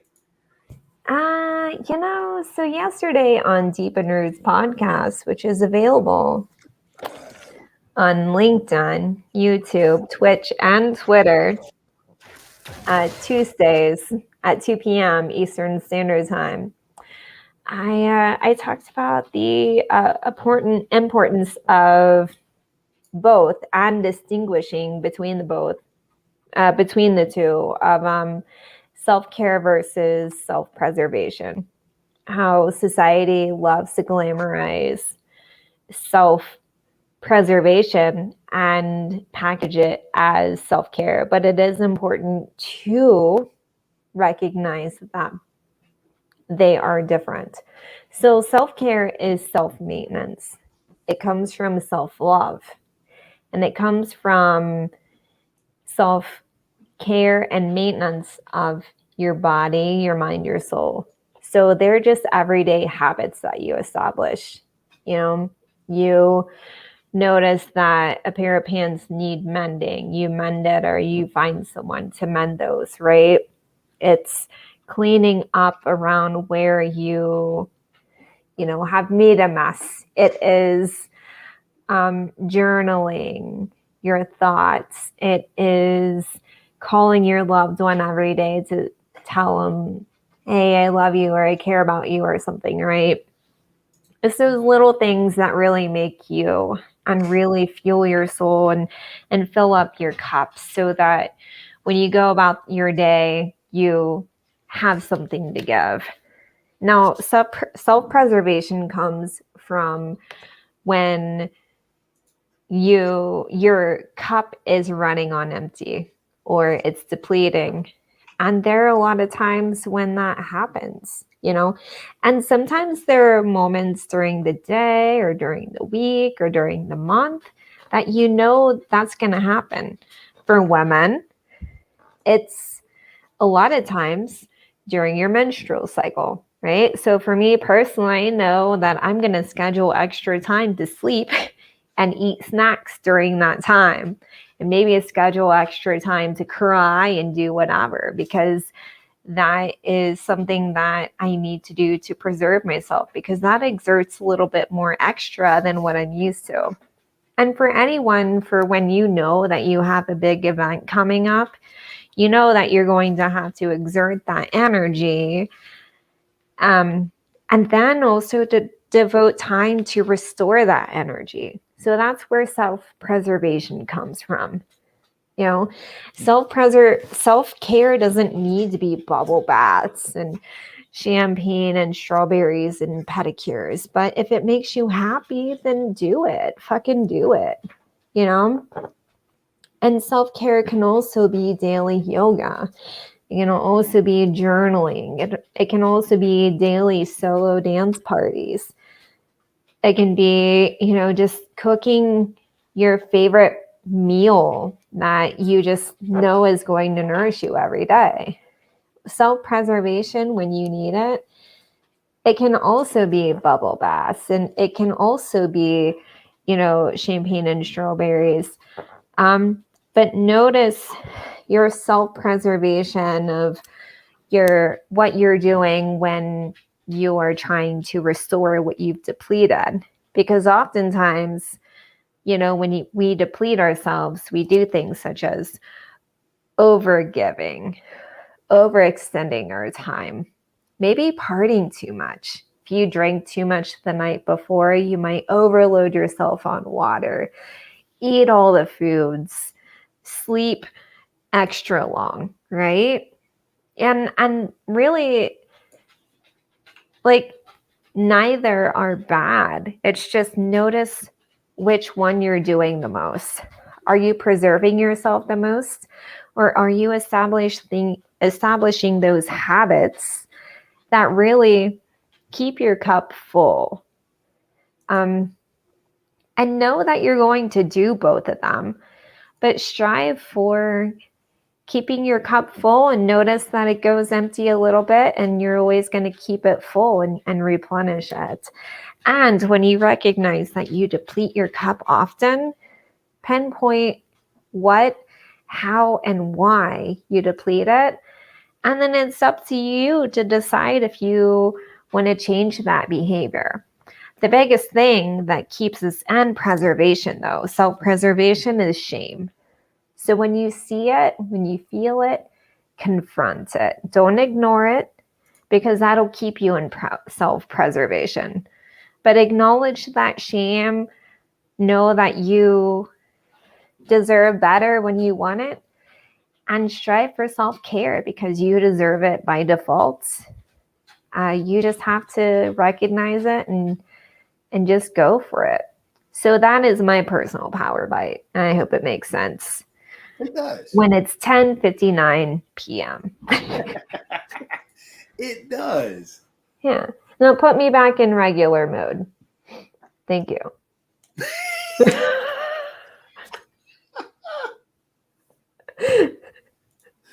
Okay. I mean, I know my teeth are sexy, but they're like HD double size. 8K teeth are so nice. Yeah. So here's a question. Okay.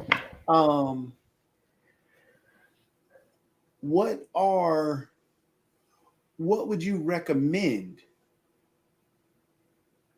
so your cup doesn't deplete fast, even though you recognize there are things and there are areas that are depleting Mhm. your cup? What are ways to, I guess, not to focus so much on that negative, that, Mhm. hey, I keep running out and it feels like the world is falling Mhm. because my cup is depleting Yeah. and I can never stop it from depleting. What are ways to stem the tide on that? I know this is a foreign concept to you, Jintobi, but boundaries. True. Boundaries. Yeah. And I don't mean that in a snarky way. I Oh, no, mean no. that it gets the best of us. Mhm. You know, I mean, even I've been struggling this past week or two of like, oh my gosh, like, I just wish this situation could just go better. Mhm. And I'm so stressed out about it. And, you know, but when you assert a boundary, know that you did. And that's fine. And just fucking go with it. And if you're not happy with the results, then that means you're not asserting boundaries. But if they're going the way that they need to and it's uncomfortable, it just means that you're asserting the boundaries and just go with it. Just go with it. You know, because it's filling up your cup eventually. It's Mhm. just uncomfortable and that's okay. A lot of people, you know, don't assert boundaries because we're programmed to find comfort. We're programmed to survive, but we're also programmed to seek comfort, to seek shelter. You know, but if you notice that you're run ragged because everyone's demanding everything from you, you know, decide what you're going to focus your attention on.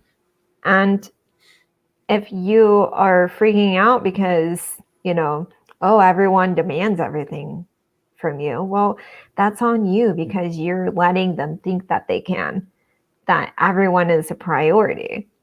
But you need to figure that out and you need to assert that boundary around what's a priority and what isn't.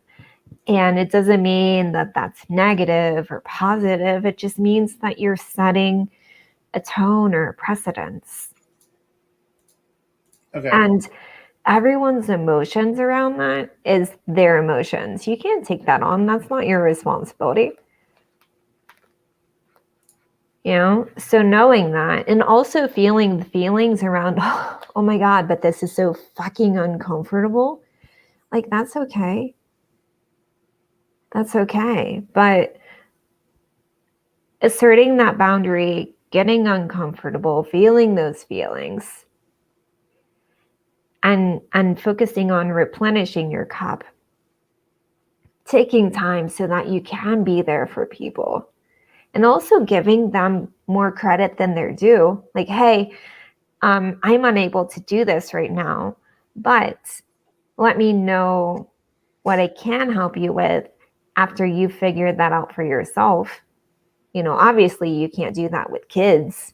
Like, Mhm. you know, kids are kids, but you know, at a certain age you can be like, you know, these are the skills I've taught you. Let me know if you need anything, kind of thing. Or if there is an emergency, of course you need to be there. But with adults, like, you can't take everything on. So boundaries are everything. Okay.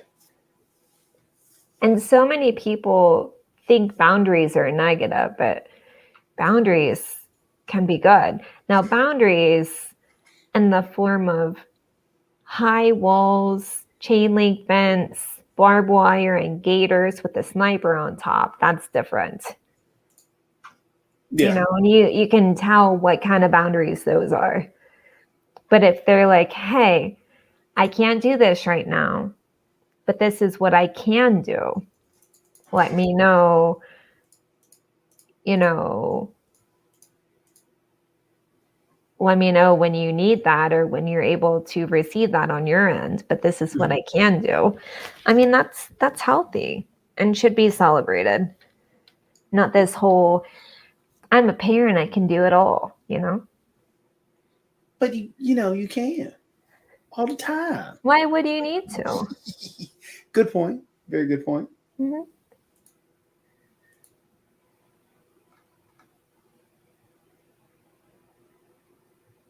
I have no idea what I'm doing here. I'm just clicking buttons, by the way. It's fine. This is the way the game acts, or the game is sometimes, because you got to figure out certain things, especially when you don't read the instructions. Oh, it's fine. I'm just talking and watching But I'm listening. my baby fluffs. My cute little baby fluffs.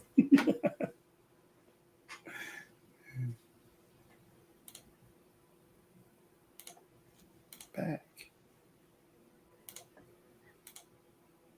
And doing the whole the other game in the background, which is Stream Raiders. You're doing 2 games? That's Kinda, too much. sorta. Why? Why would you do that? Well, because my cup runneth over. Stop it.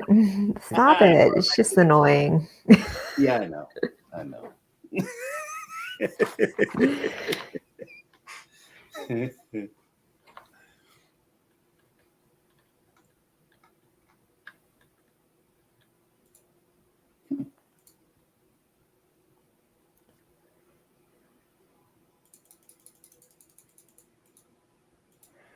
Oh no, like I've gotten to the point where, especially because my hours are just odd sometimes, I'll be like, so I'll get back with you after I've had at least 8 to 9 hours of sleep. Like, I don't know. Like sometimes I need a little bit extra to just wake up and just exist and cuddle with my puppy. And people are being like, well, when will that be? And I'm like, whenever 8 or 9 hours happens. Like, I'll let you know. But I need sleep. I know, who is it? Ariana Huffington. She prioritizes sleep, and she literally would be the same thing or do the same thing. Like I don't set alarms. I just wake up when I've had enough sleep, and then people just know not to bother me until then. I think like, wow, that's just so much power, like personal power within yourself to be like, no, but sleep. And if only we all could run that way, like as parents, you can't hardly.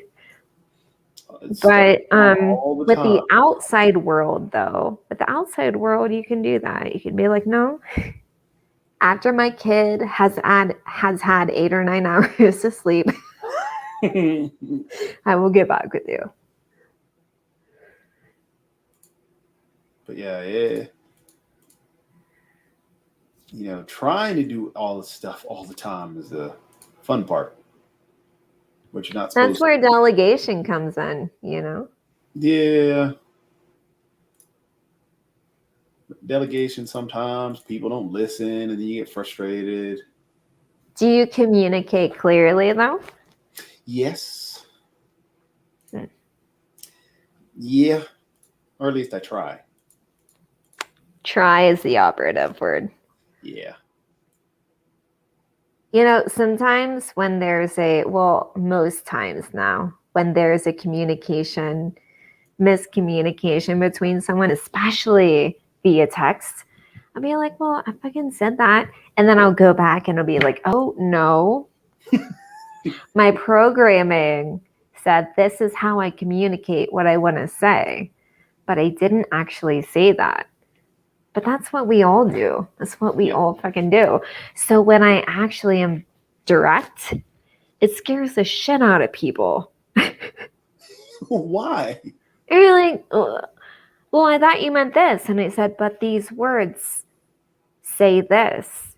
And that's what I meant. They're like, but you actually meant what you said. Yes, I did, bitch. I did.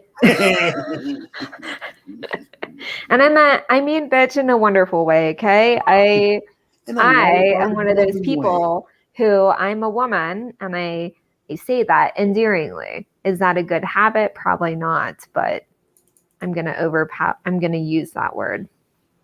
way. But it's a lighthearted, loving way, and that's all that matters. Yeah, like fucker. Fucker is a loving word too. Look, fucker. It's very deflecty. I get this, but I still love it. Okay.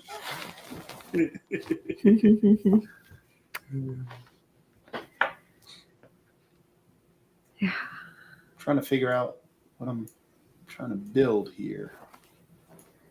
Got a lot of fire stuff. See, this is why I like role-playing games.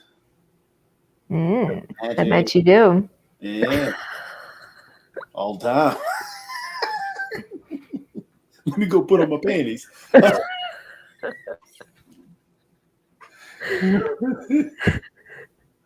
it's just fun. You get to do magic stuff. I like the magic stuff. The magic stuff. Did you put them on backwards so that they cover the front? Pretty much. Oh my god.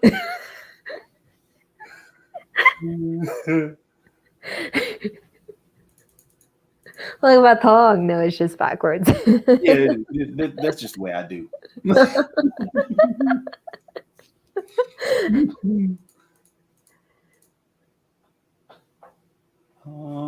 I gotta figure out how I'm gonna make this work.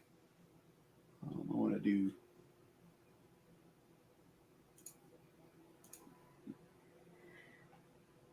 Point detection. So it's 11:12. 13. Maybe in your time zone. No, you missed it. You said it's 11, 12, 13. 14. Supposed to count? You didn't get that one? I said, I'm ignoring you.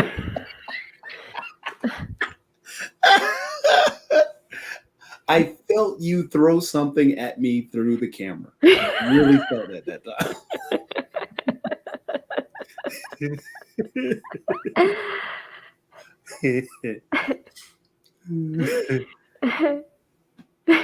But it was a good one, though. It was good. Hey, counting. Thank you. It was very Sesame Street.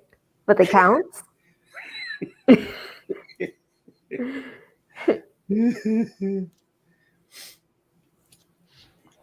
Oh, so yeah, you're right. It's a little late. No, I'm sending you another picture. Hold on.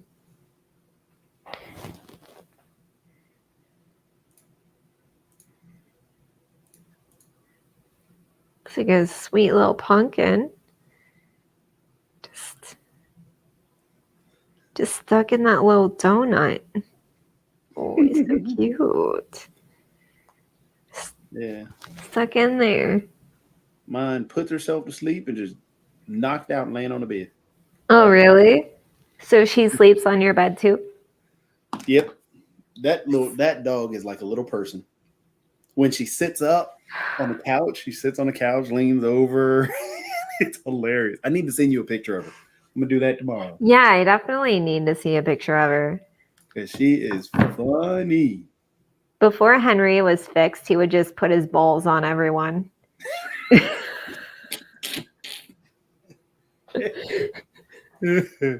it's Mark.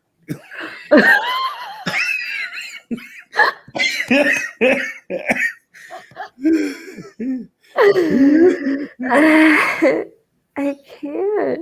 Y'all are still going. I figured y'all would be done by now, but y'all still going and still going live. Please say that we don't put this on the podcast, right? We don't. No, that Please, won't be on the please. podcast. However, it was perfect timing with Mark. What did I miss? I probably missed something. I'll go back and watch it rerun. But I did have a question for you before I bounced off and found out that I got bumped off of the lip sync, but then they were having fun, giving me a hard time and all of that. So Tim actually was going partners with Alex, and I still say they won.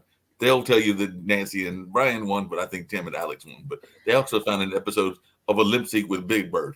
I don't know where they found that from, but they found a lip sync back. But one of our leaders here on Pod TV told me that you are designing something that has to do with the gaming world, like a center or something. What's that about? Yes. So right now I'm still it's a distance off, but I'm still trying to, and this is where I'm going to end up getting. I've got to start to look for investment at that meeting tomorrow, because I actually took Kim down there. Go ahead. She told me that you were going to go down there. Yeah, but working on trying to build a facility in Durham that will be the quote unquote Durham County Stadium of esports, where we do a lot of things there. Okay. It will be kind of like the Durham Bulls Athletic Park, where hopefully I'm working with a couple of entities right now trying to make that happen. Okay. But matter of fact, there are a couple of places that I still have to reach out to.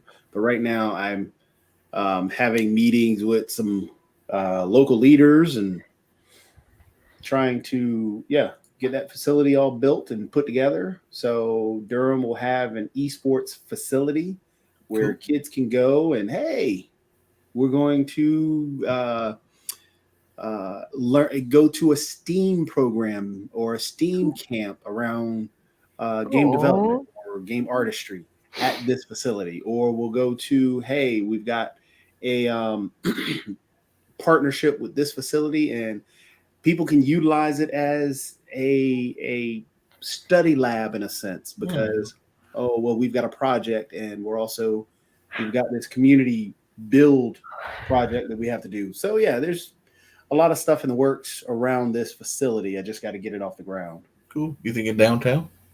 Yep, it'll be in downtown Durham. Cool.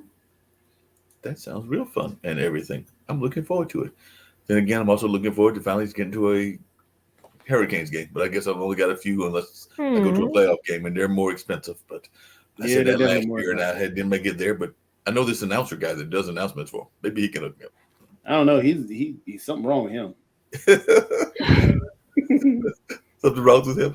Yeah, something really wrong with him. I don't know. He crazy. I heard he was a little touched. Yeah, he's nutty.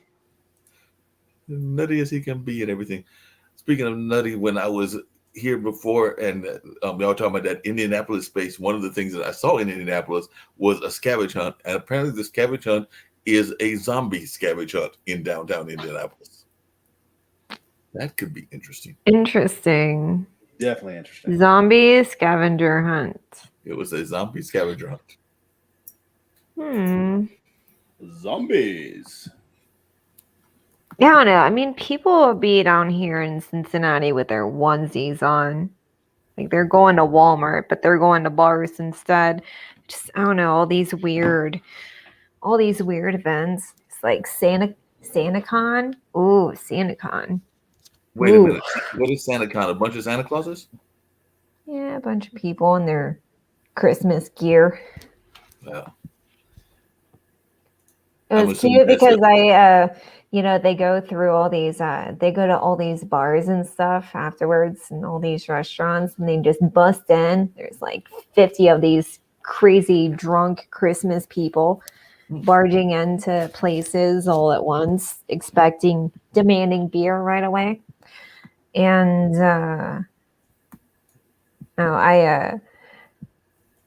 serving, I was kind of, serving everyone. And then I'm like, saw this guy in a Santa suit who looked very familiar, like someone I dated for about a couple years. Like, oh, there you are. Hello there, handsome little Santa. So it's kind of funny. Go get him, killer. You and your Santa outfit. Rawr. Roar. You and your good hair. You go get him.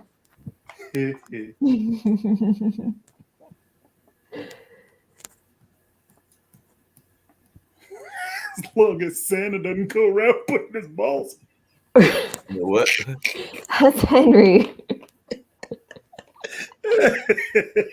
What are these folks doing in your video game? Is they just having like a tit-a-tat? A titter-tat? Oh, where? There was two people that were talking to each other. They weren't fighting each other. It looked like they were just talking to each other. Oh, yeah. So, like, these two Titter guys... tat. I need to put that in my vocabulary. Titter tat. Tater-tot? Tit-a-tat, tit-a-tat. Titter tat.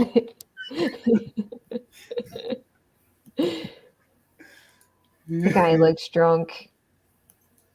Oh, see? I can put that in the closing credits now because I have to make that video since I made the brand new intro video. Oh, did you? I missed that. I missed that too. Yeah. There's a new intro video. Yeah. Can Yeah, we I'll see it? run it real quick. Can we see it at the end of the show? Let's do it. Yeah, I can run it. We missed it. I want to see the new intro.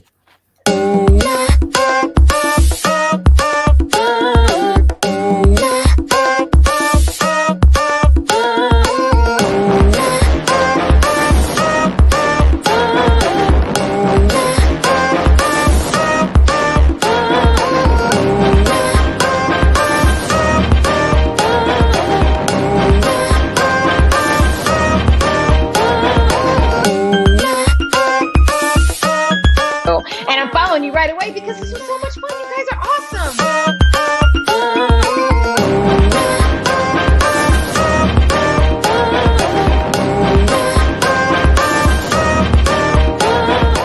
And begin! See? That's a new intro. It's so cute, and you included your sister in it.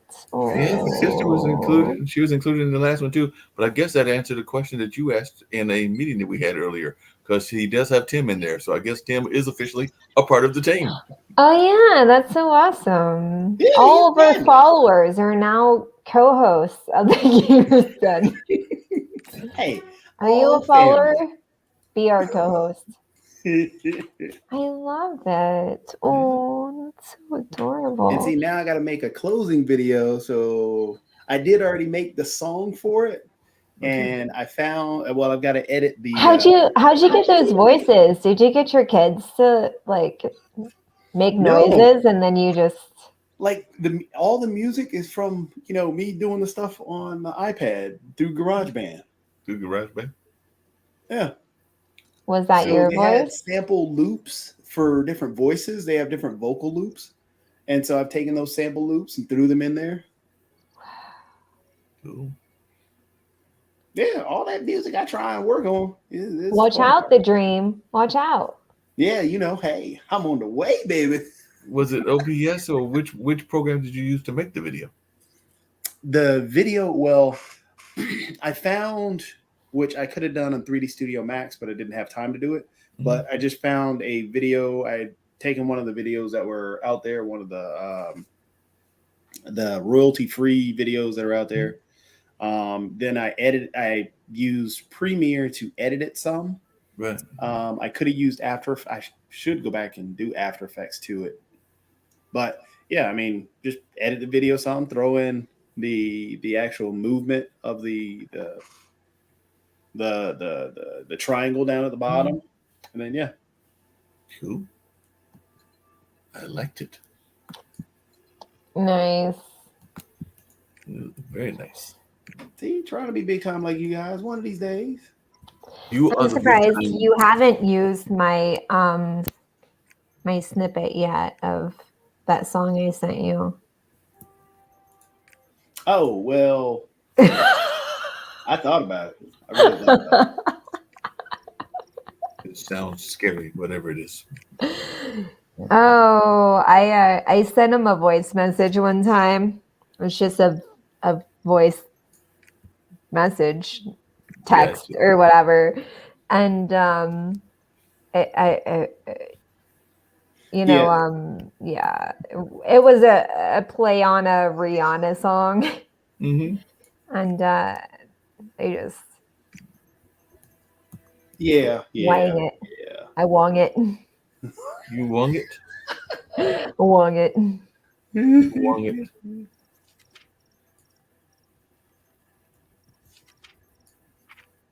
There we go. I got the song of return now. Close that.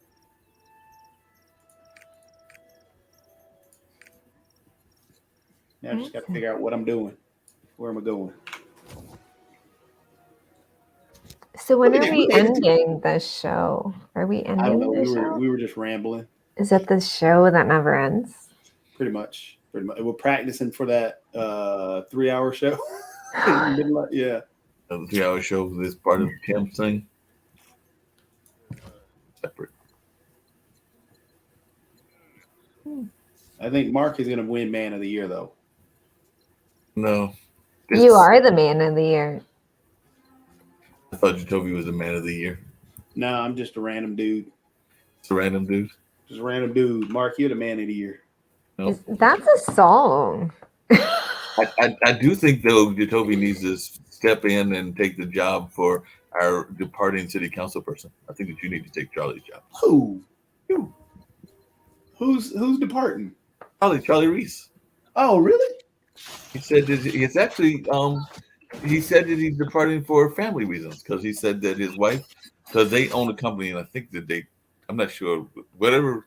I know that the wife is definitely a CEO, and I think he may be a CEO as well. But the company is moving to Europe, and he felt that he would rather than staying here, he'd rather the whole family, including his daughters, go and move where she is. So they are moving to Europe, and he is stepping down effective March 7th.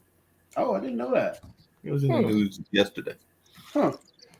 He also said that his wife would never forgive him for standing up to a white supremacist. So apparently he had a big knife at that rally a couple of years ago. His wife would never forgive him if he did not?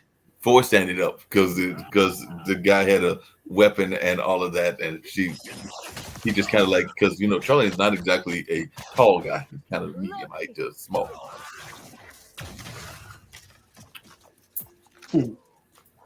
I don't know. I feel like people who are strong in themselves, they have partners who just know they're gonna do things that are bold. But I agree with that. Like whoever I am with one day is gonna know that my mouth is just gonna be. I'm just gonna shoot my mouth off. Be like, well, there's Kira again. There she goes. There she goes again.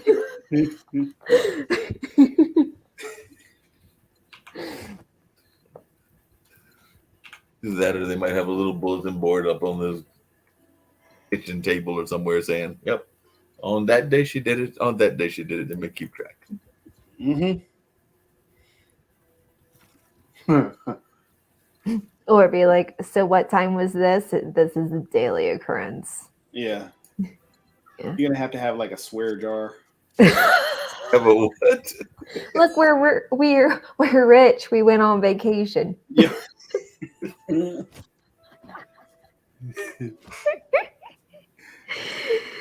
Oh my gosh.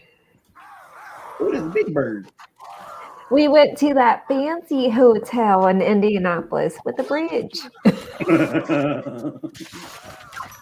for 4 nights. Nice old fancy hotel. But Mom, it's the Motel 6. It's still free. It's like DoubleTree and Marriott and all that. Ooh.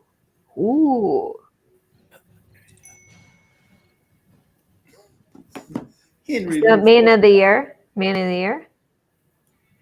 Yep, Man of the Year right there. Nope, that's you.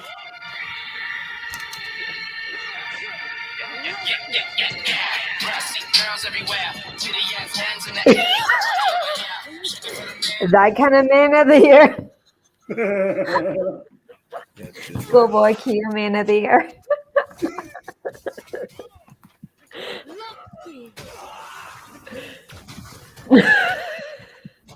Go ahead and spit that fire, Mark. Go ahead and spit that hot fire. No spitting fire. What the heck? I'm sorry. You know, I'm always finding out about video games that I don't know about. What the heck is Elden Ring? Because apparently it's one of the highest rated video games of all time. So Elden Ring, you see how Elden Ring is a classic RPG. Mm-hmm. This is a MMO. Well, Elden Ring is an MMO as well. Oh my goodness! Why did he hit me that way?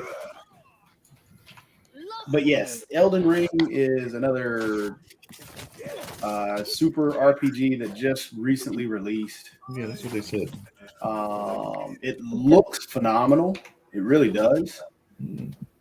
I'm hoping that it really is as good as the reviews say that it is. Yeah, I did. Ooh, I keep getting hit. But yeah, Elden Ring is just another RPG. Hey, this is totally unrelated to gaming, but it is related to sports. Apparently, a Hall of Famer has recommended that Ben Simmons shoot his free throws underhand like he did. So Rick Barry has said, Ben Simmons, if you can't do free throws, how about you try it underhand? Well, Ben Simmons. So that's an interesting story. Ben Simmons.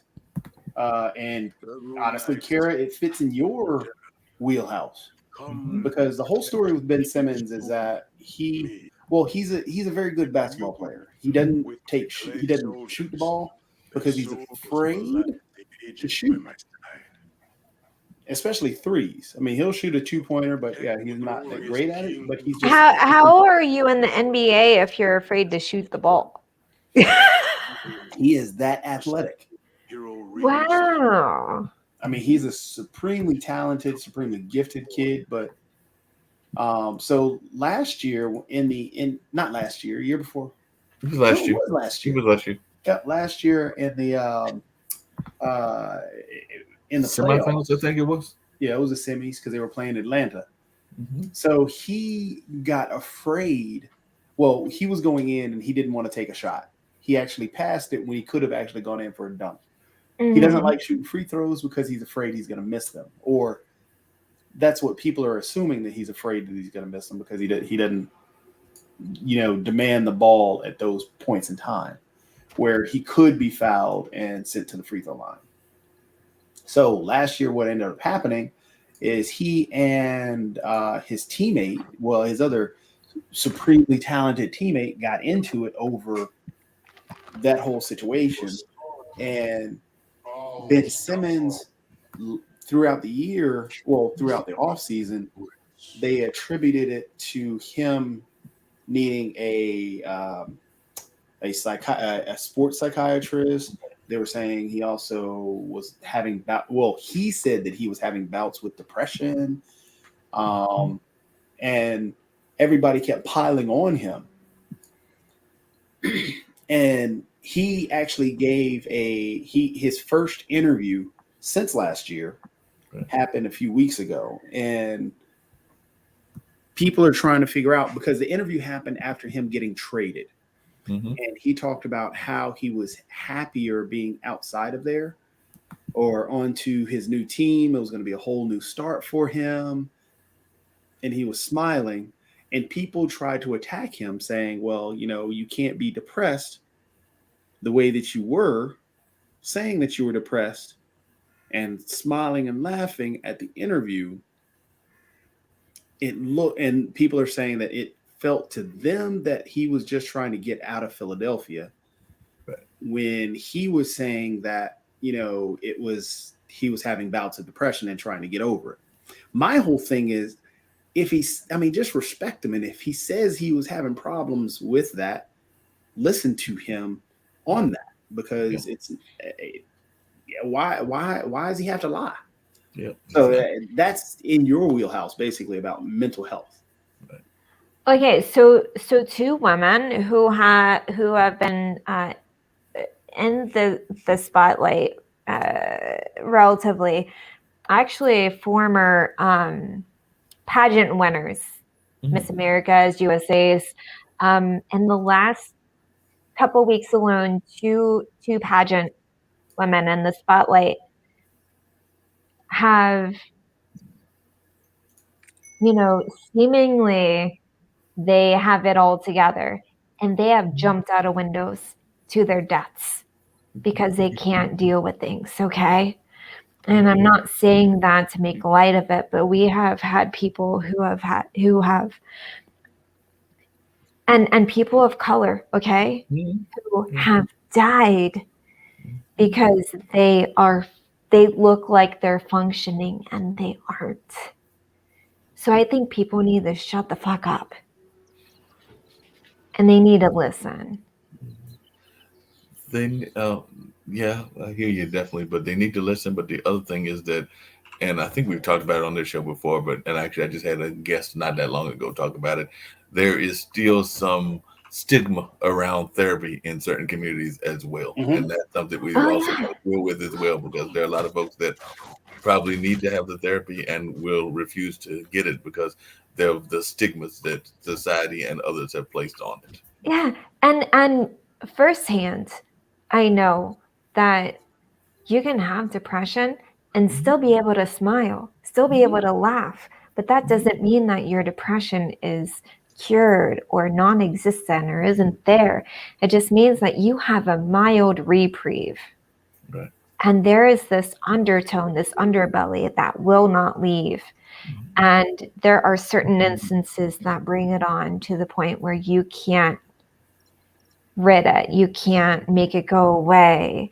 And for him to feel like that is a start, being traded, good for him, all for him, go him, because, I'm sure he knows very well, if he's working with the sports psychologists and other people, that he knows that you can get out of situations and you still have to work hard, but you also can't grow from where your hurt and your trauma is too. So, go ham for, wasn't he traded to like Brooklyn or something? Yep. Yeah. Yeah, go ham. And people who are super harsh on that, I know people who are like, well, I've been depressed and la la la. Well, if you truly have been through the struggle of depression, you don't use gaslighting techniques to diminish anyone's depression struggle. You let them take the stage. You let them grab the mic. You let them do what they need to do. And you just let them do their thing. And you can be your own person and they can do their thing. It just upsets me.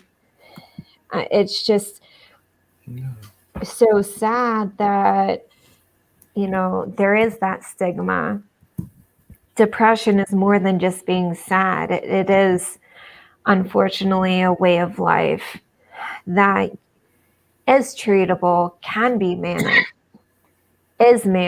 can be managed, and it's delicate, and it's not a one size fits all. What's interesting though is that I don't know Ben Simmons too much, other than I know he's a basketball player. He was traded to Brooklyn, but okay, so I listen to grime. I listen to grime rap, the UK rap, right? And it's so stupid because especially women, they're just associated with who they dated last or whatever. But Ben Simmons' current fiance is someone who dated this grime rapper named Stormzy. So I was just checking out some Stormzy news, and then Ben Simmons comes on the feed or whatever. And so it's kind of weird that there's that aspect. But I did read a little bit about how he, has struggled with mental health and all that. So I think that that's amazing that he uses his platform to talk about that, or he mentioned that at all. Just like actually Stormzy talks about depression and him growing up in the environment he did, where like, because he has like a scar on his face, and it's where he was stabbed. Because like knife fights are huge over there because they don't, guns, knives. So he's really huge on mental health as well. So I find that interesting that, I don't know, but yeah, I have read up on Ben Simmons unintentionally because of Stormzy. But then I was like, well, it sounds like a cool dude, and I don't know much about this basketball, the sports ball, but good for him. Yeah, well, the other thing is that he's from a country that apparently has a better healthcare system in some ways than our own healthcare system. Because I sometimes wonder about that as well. Because when he came to the NBA, then he was dealing with the U.S. healthcare system, whereas he's from Australia, which has apparently. Oh, yes. Yeah, he's originally from Australia. Yep. Oh, wow. And of course, they've got public Medicare and a lot of other things that are done with their healthcare providers, and they're considered one of the top healthcare systems in the world. So definitely be interesting to see. And I don't know Ben from Adam in terms of like knowing him personally, but it would be interesting to hear his perspective about the different ways that he was treated health-wise, even with mental health from there to here. But yeah, he's definitely Australian. Yeah. Well, it's so that like America bravado here that people who are like, we got to take the America out of the America, like still exude. So let's just kind of strip that away from our vocabulary and just give people the space to say, yeah, no, I've been struggling. Fuck you. I've been struggling. Exactly. No doubt. Wow. Oh, yeah, that's deep. Thanks for sharing. My goodness. Oh, no problem. Yeah.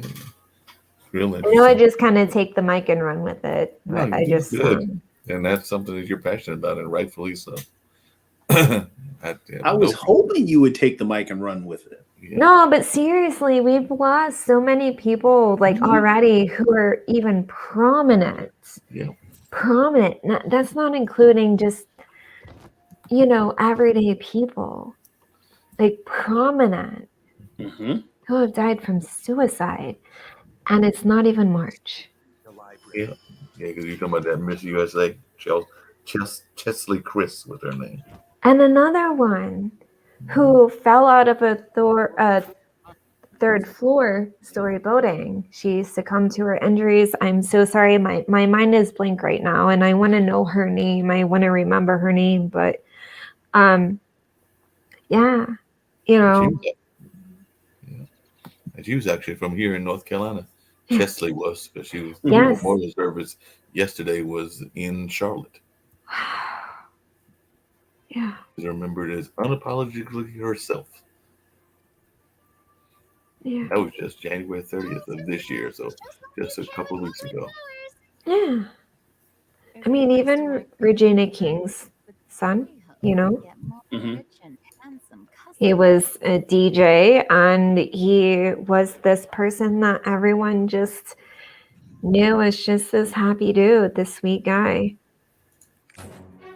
And there's someone that I knew, didn't know too well, but I saw him around, and he was just such the sweetest man. Close to my age, but he's industry. He's service industry. He died recently, so young, 36. Like I said, Chesley was 30, I think they said, and they said that her mom actually had some very powerful words. She says that definitely that her daughter had suffered from depression, and that she urged those even at the funeral service to take care of their mental health. And she said, I was touched by all the stories you shared with me of choosing to seek counseling. I'm proud of you. And she asked others to honor her daughter by becoming an ally for for a community that needs support and be selfless like Tesla. Yeah. Powerful platform. That's amazing.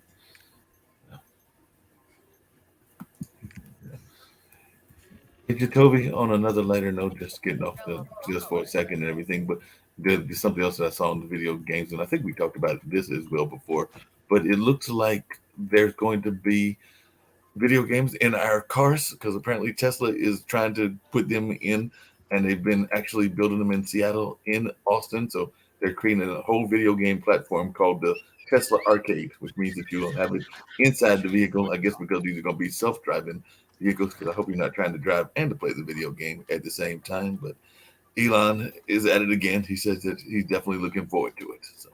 Well, that's kind of been in the vehicles for some, and especially Teslas for a while, because you have the browser and there are browser games. Right. So yeah, Tesla is interesting. Tesla is a very interesting company. I would love a Tesla. Not gonna lie, great car. Still one of the fastest production electric vehicles. The Rimac is actually a faster one, but the Tesla is at most you can get a Tesla for like $120,000. That Rimac, that is the fastest electric production vehicle. That one is $2.3 million. Oh well. That's probably why they can drive themselves, because Elon has said that he believes there's going to be entertainment will be critical when cars drive themselves. Yeah. He thinks Tesla can achieve later this year. So he's saying the cars are going to drive themselves, and you're going to need to pay a will to play video games while you're being driven wherever you're going. Until they can have other cars driving themselves, So if Kara has a self-driving car and I can't drive, right? That self-driving car isn't going to do anything if I'm headed the wrong direction. Very true. Yeah. So until there's a larger group of self-driving cars out there, having a self-driving car and allowing people to go into that self-driving mode, it's not really a good thing. And didn't he say that his cars could self-drive anyways, and then it has actually cost a couple pedestrians their lives? Yeah. So that's why Google had their self-driving cars years ago. Oh yeah. So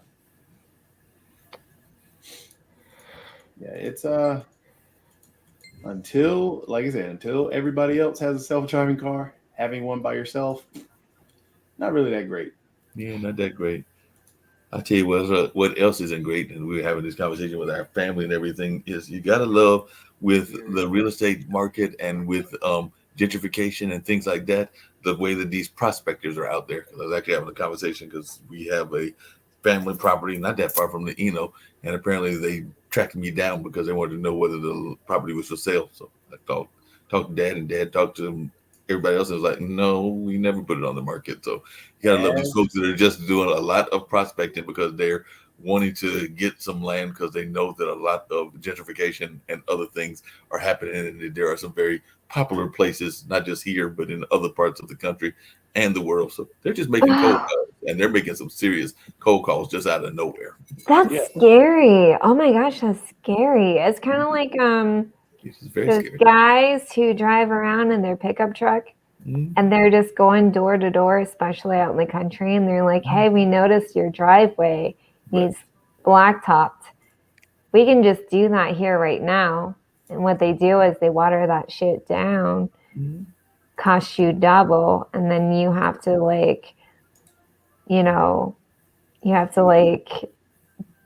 do double the repairs afterwards, like in 6 months, because it's just destroyed your driveway. Like that happened to my parents once. Like it's just crazy. People just being like, hey, your house is on the market. No, I'm sitting in my living room minding my own business. Yep, and that's like I said, one of the properties is actually one that the family is looking to either depending on how long Dad's around and everything, either he has said that he will pass it down to either myself or my nephews, or if I'm lucky enough to have kids of my own, even though at this late age, that's probably not happening. But that would the plan, but it's definitely a property that will be developed. But he said that he's even had people approach him about his house, and it's like you just said, he's literally in his house, and they're really stopping him, going like, "Don't you want to sell your house?" He's going like, "There's no sign here." That's so crazy. As I always say, the best way to stop gentrification is through education. Yeah. If you know how much what you have is worth, somebody really is not going to be able to come through and say, "Hey, I'll give you 50 cents so I can go sell that for $150." Mm-hmm. And that's the problem, is that just as you said, doing those cold calls a lot. And honestly, that relates to a lot of things where theft happens. It's the same idea with the IRS does not call people, but yet you have those individuals out there calling saying, "Hey, we're from the IRS." Right. It's the same thing as gentrification. The viruses really don't hit. Nobody is really going to hack into this computer right here. Right. They're not targeting me. It's a rare thing if they do. But yes, there are programs that run in the background that may, find and ding my computer. But you know what pops up a lot of the times? 99.9% of the times is going to be a browser saying, "Hey, click here because you have a virus." Well, guess what? It's not really a virus. It's just that on that browser, it's telling me to click here, so then I can put a virus on my computer. That's usually what happens when it's the same thing with the cold calls with, "Hey, we're going to have to do this to your home, so you should just go ahead and sell it because it's really going to cost you more." Well, if you realize that there is so much construction work around your home and development that's happening around your home that's raising your property value, you can increase you can actually sell at a much higher rate than they're actually trying to give you. So and like you said, and sometimes it's a choice that's made, because I know that when our house on near Central's campus, when that was not doing in the best health and everything, and that was actually one that Mom had and everything, we actually made a decision, and that was actually a conversation he had with both me and my younger brother, and I think some other family members, probably her sisters and everybody, about, we knew that it would take a loss selling it, and we also knew what the other people were going to do when they bought it, which was definitely basically repair the house and then make it a better investment for themselves after they bought it. So it was a matter of whether we wanted to take that loss. So Mom made that decision after consulting with us that we probably weren't going to do enough to do that construction and everything. So it probably just made more sense from an economical standpoint, instead of holding on to it, get rid of it, because it was just causing additional expenses in the sense of taxes and everything else. Yep. I mean, it's that education portion, and it'd be great to have, to learn, to get people to. So, and that's something you got to do on a regular basis. You got to have that education aspect. But yeah, I agree. It's just folks don't think about those things, and you get those crazy cold calls. Yeah. On both ends too, because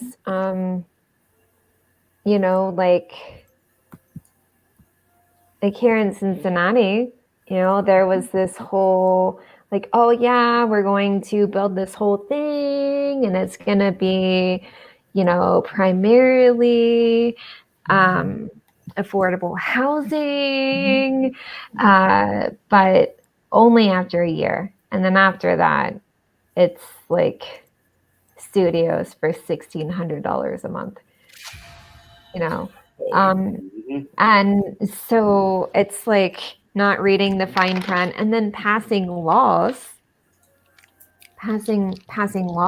like through city council that like aren't for the community, and so education on both ends, honestly. Definitely. Yeah, education on both ends, and definitely those fine prints are really interesting, because like I said, there are some apartments, including like even this one that I live in, that I want to say that I talked to some of my fellow people that live here, fellow residents, and some of the newer residents are paying like high end rates. And these apartments, I mean, they're all right, but they're not super great. And they're paying like, I want to say there are some people that are paying close to like $1,500 or $1,600.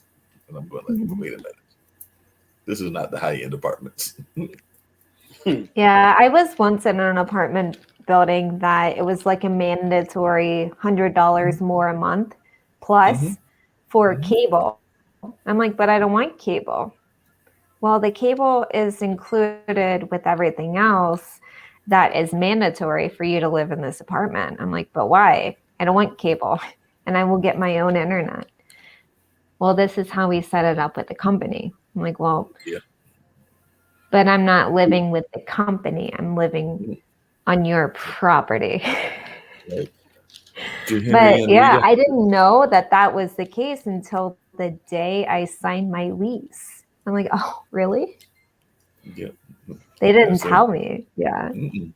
do Henry and Rita have to pay rent? Because I know here that they will have in different apartment complexes the lovely pet rent. I mean, it's only like an extra 50 or 100, but they do charge the rent for you to have a pet. So do Henry and Rita have to pay rent? I have a very sweet landlord and we figure things out together. Rita cleans the hallways. So he earns his rent that way. Just That kidding. is a good. No, but there is like that $50, right? That $50 extra. You're like, that's fine. I get my babies. I get to live with my babies. Oh, speaking of on a kind of a wild note, there is an apartment. I think it might be in Raleigh.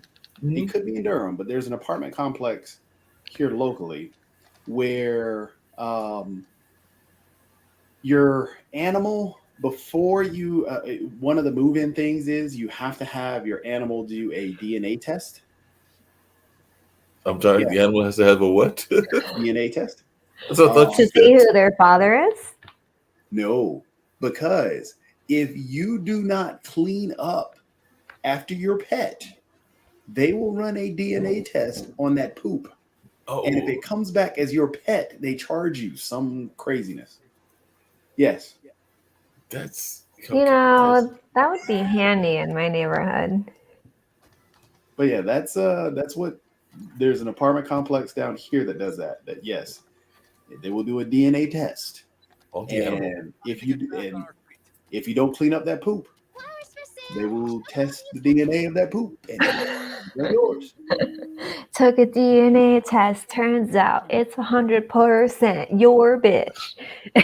And your poop is driving me crazy. I mean, they always do the end. After you move out, they always do that one. The inspection tour with the people after you cleaned up and everything. I wonder if that's part of the DNA test. That they match and make sure that you are taking the same cat out that you came in with.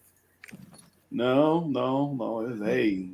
At first, I thought you were gonna say like they're gonna see if your dog's possibly mixed with a restricted breed or something.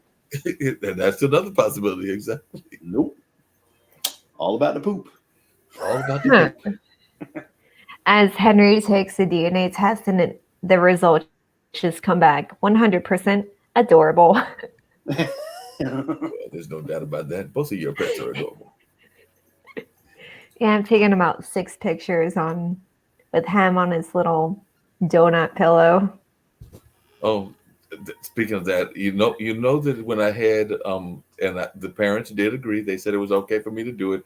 But since I'm sometimes doing promotion of the different shows on Instagram, and since I cat sat for the second week this past weekend and everything, yes, I did break down and I did create. It's only got 2 pictures on it right now. I may add more later, but yes, Millie Cat 2022 does exist. I did create an Instagram account for the cat.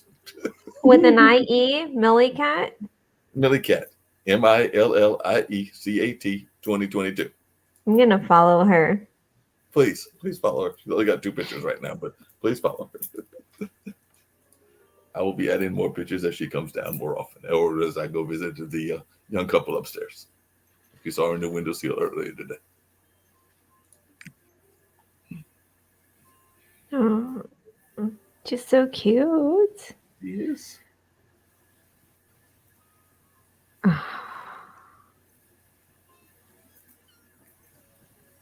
Oh, And she's playing with the door bobble.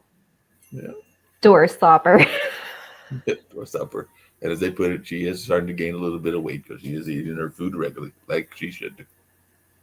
Because she's happy she's with Uncle Mark. Mm-hmm.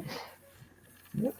She'll even meow when I go out. If she's not here in her regular house, she'll even meow when I walk by. She's like, "Are you coming to visit? Just come and visit. You don't have to come and grab me, but just come and visit. Come and give me a hug." Yeah, Rita. Okay, you know on the Little Mermaid, when you have the seagull Scuttle, and he's singing and he's like, wah, wah, wah, wah, wah, wah. Anyways, that's Rita every time she wants to communicate. How did that go again? Wah, wah, wah, wah, wah. Now was that Rita, or was that one of your customers at your service industry job? Because it sounded like it could have been either or. No, customers love me, except the ones who don't. No, you are very adorable. I'm sure they all love you and they all give you good tips. And if they don't, they should.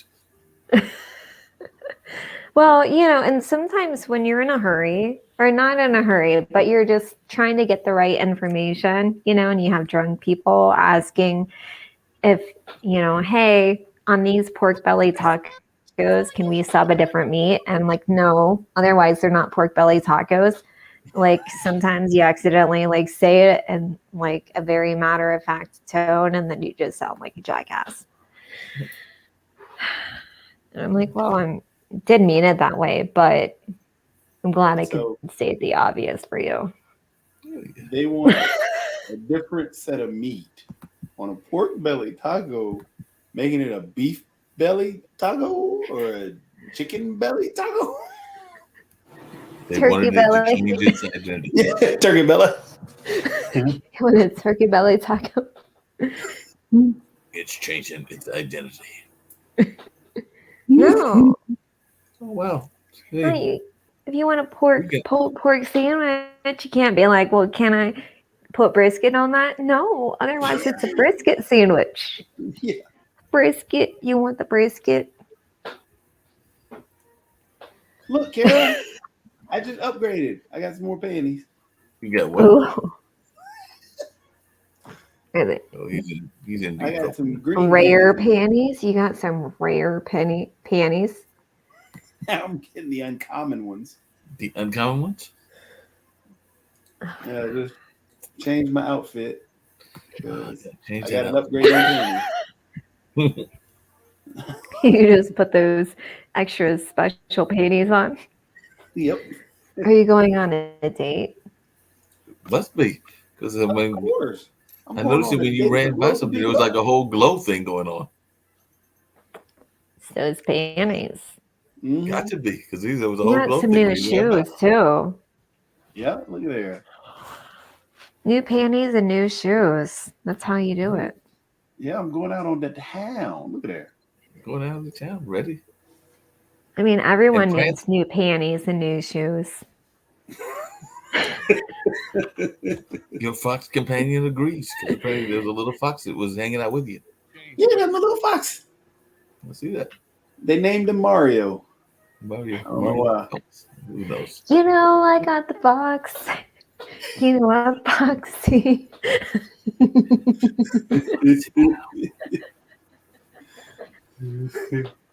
And the fox was keeping up. Very good. Yeah. Oh no. That's my little partner in crime, the little Foxy. So we can have an election in North Carolina. Isn't that great? We just announced that tonight too. They approved the Utopia. Oh, they because approved the it. guy's moving away.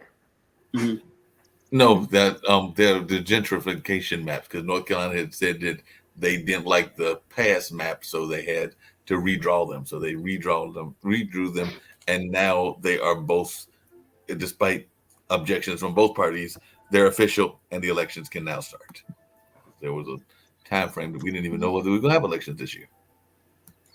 Well, So we knew it was going to happen, but you know what I meant. yeah, we knew it was gonna happen. The fact that there are maps to begin with, Yep. let's just start there. Yeah, the maps are garbage. The maps are garbage. I was talking to somebody. Actually, it might have The been Kim. maps are Jim Crow. Very much so. Mm-hmm. But so is the voting on different days. So I do agree with something that might have been Kim that said it, or somebody, that we probably should all vote on the same day. I mean, across the country. Yeah. By the time you get to certain places, it's pretty much over. It's so crazy. You know, and that's why we have months of, you know, it's why we have Black History Month, we have Women's Month, we have, you know, that's why there's not White Male Month. Because every month is White Male Month. You know, but I don't know, it's crazy. I didn't know until this year, I was this year old, that I learned about the nadir of race relations, and it happened after Reconstruction era, and from 1890 to about 1940, where Jim Crow occurred and ran wild, but the nadir was the actual emotion behind it, and the eradication of Black history in the making. You know, like the erasure of progress, and people don't understand or realize that, and that's something that I didn't realize or understand too until recently, because that wasn't, you know, you really are in your bubble. When you don't know, you don't know. Yeah. But then when you do know, just do better. And this is why it's so important to know things such as, why do we have maps? It's not to make things better. It's a racial undertone. And don't sugarcoat it. It really is. It's just so frustrating. It is very Well, frustrating. the real frustrating thing is everything you just said is happening again about erasing. Yep. Because that's the whole battle behind the whole critical race theory, because people have demonized exactly what that is. And it's just wild to think that how people will complain, okay, well, it's making me feel bad. Well, okay. Well, you know, Ruby Bridges had to have the National Guard come in to escort her to school. Why did that happen is what critical race theory is talking about. Exactly. And so you want to get Ruby mad. Bridges has an Instagram page, which means that it wasn't that long ago. Nope. And that's what people don't seem to understand, is that all these things, the civil rights movement happened back in the 50s and 60s. People are still alive from the 50s and 60s. It's not that far at all. Then you had, like the first sit-in happened in Durham, North Carolina. Doggone it, the Royal Ice Cream store is still right there. Actually, it's a church now. Yeah. But it's, what I'm saying is that it's still the there. location is still there. Right? Yeah. So all these historical things that in Durham throughout, from they're finally redeveloping the whole Hayti area, that section that they demolished. But again, the Hayti area is there. That history is there. It happened. Yeah. Wilmington, there's still a hanging tree where they burn people out of Wilmington just because they found out that the area was going to be a rich area. Right. There's still a freaking hanging tree. It's not that long ago. But again, people forget that. They don't want to understand that those things happened. It's part of our history. And we need to understand what are the repercussions from those things that happened just a few years ago. And we still deal with those repercussions now. Because we just changed the name of a whole football team from the Redskins to the Commanders. And I'm not too sure that I like that name either, because that's just another colonial empire. Yeah. But that's what I'm saying is that, we're they're upset that they do not want to teach or have critical race theory in the schools and blah, blah, blah, blah, blah, blah, blah. Well, okay, what exactly is critical race theory about? It's about learning why this happened and how it is affecting us today, currently. Especially laws. Yes. What happened, the laws that were created around it, and how those laws have impacted.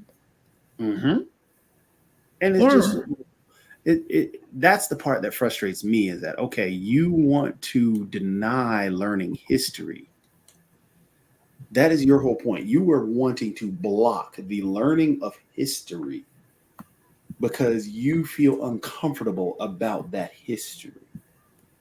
And you want to erase it from everybody else's mind and memory because you feel uncomfortable. Well, that's the point of history. It's part of what happened in our past. And we have to learn about it and understand and be educated from that so we can move forward together and not sit here fighting. Okay, why do you do that? Well, historically, this is what was happening. Yeah. And what's disgusting is that a lot of history throughout history has been written based on the quote unquote victor. But a lot of our American history is based on white male American history. So are you telling us that the victor is a white male and everyone else is the loser or the subservient? So, that's clear cut and dry right there. Like, no, like you said, history is history. It happened. It doesn't matter who it happened to. It is history. And there isn't a second nadir happening. The fact that there were repercussions from the Black Lives Matter movement, it happened. And then repercussions. Like, really? It's just disgusting. Mm-hmm. But that's the society that we're living in, is the fact that we are not progressing to a point where we're attacking that racial divide. And until we attack and discuss and work through that racial divide, we're still always going to be in that same spot. And that chasm is only growing because you got more people, and more people are going to be pitted on each side and attacking each other from each side. But the problem is you're not understanding the problem. You're not understanding that because of the history that was only, it was still illegal in some states, in some counties, and it's still frowned upon for interracial marriage. Yeah. And that was in the 80s. Yeah. But it's not just on the issues around race. Yeah, it's not just issues around race. It's also issues around gender. I was actually just looking at this article in LinkedIn where they were saying that it's actually an article about women's voices and people needing to listen and all of that. But it said that during performance reviews, only 2% of men are told they are abrasive, while 75% of females have reported being told that they need to use a quote unquote softer tone. Check this out. If you go, not only McCain didn't recognize MLK Jr., the celebration of Martin Luther King Jr. until the 2000s. So, and then women just finally got equal pay in soccer in sports just yesterday. Yeah. Oh, they just got it yesterday? Yesterday. Yesterday. Wow. And they said that in male-female conversations, and I know I'm guilty of this sometimes, males are responsible for 96% of interruptions. Even in the court, even in the Supreme Court, female justices were 3 times more likely to get interrupted than their male colleagues. Mhm. My favorite thing to do is interrupt Hmm. because I know that it triggers men. I mean, not you guys. You're used to it. We all do it to each other. But I mean, I definitely see that, and also I want to mention that in Texas, either yesterday because it's past our bedtime, folks, but yesterday or the day before, Texas just passed groundwork for pretty much a witch hunt on non-binary and transgender children. Yep. That if any child looks like, quote unquote, looks like or appears or identifies as transgender, their parents will automatically be charged with child abuse. What? Yeah. Yep. Yeah. Oh. Yeah, Yeah. Texas is backwards as all go get out. Oh, That yeah. is the true. If you look at The Handmaid's Tale, Mhm. it's a documentary based off of Texas right now. The old movie, the old TV show, Mhm. It's a TV show that's on Hulu. and the movie too, because the movie was shot here in North Carolina. Well, the lady who wrote the books said that she based it off of like things that like, you know, she couldn't exactly confirm were true, but really she wouldn't be surprised if they were true. As they watch over I mean, if you us. look at all the stuff that's coming out, like I said, the whole critical race theory, they're trying to make it illegal. Well, I think it was it West Virginia? It might have been Texas as well. I know Florida's trying to do it, but they're making it Florida, illegal. I can't with Florida. They're trying to make it illegal to teach subjects critical race theory that make people feel uncomfortable. So if a student feels uncomfortable, white people uncomfortable. Exactly. So they're really going to hate the fact that Siri has added 2 new voices, because apparently they've added some voices by some African American voice actors, and they've also added one that they have clearly identified as being based on an LGBTQIA identified voice actor as well. So they're really going to hate that down in Texas. It's just, but the thing is, then you have those people. Yep. Alex just typed in, without change, nothing will change. Exactly. Mm-hmm. But yes, that is what's going on. Those are those things that are happening, and people continue to vote for these people. For example, and this is what kills me about the fans in politics, because that's what they are really.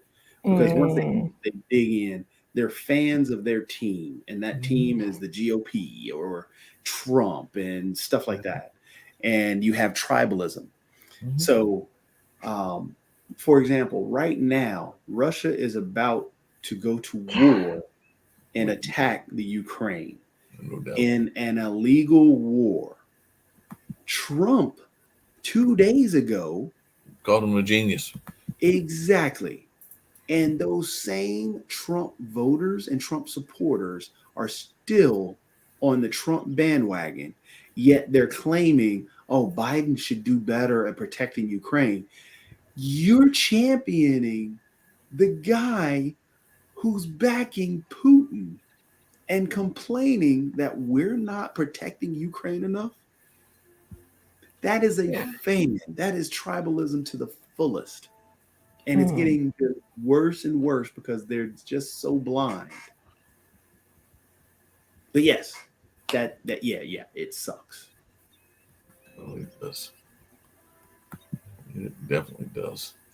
It's frustrating because it creates this division, this divisiveness where you can't trust who your ally is and who your ally isn't. And Right. there is this scarcity mindset, and you're just like, I'm just so fucking angry. The people who should be so fucking angry are gaslit by the people who are like, well, I'm angry that you're angry. That doesn't make sense. It doesn't make sense. It's just so frustrating. I just don't. It's frustrating. It's upsetting. It's saddening. It's just All of that stuff. and the things that we used to agree. Well, some of the things that people used to agree on don't agree. They don't agree on now, and things that should be obvious. There was one dumbass on LinkedIn. Hell, I want to find his name. I want to call him out. Dumbass on LinkedIn. It's about this story of this white general in Civil War who had a troop of black soldiers during the Civil War who more than likely were forced to be soldiers and these Union Army, or else they would be put to death anyways. But let's not even go there.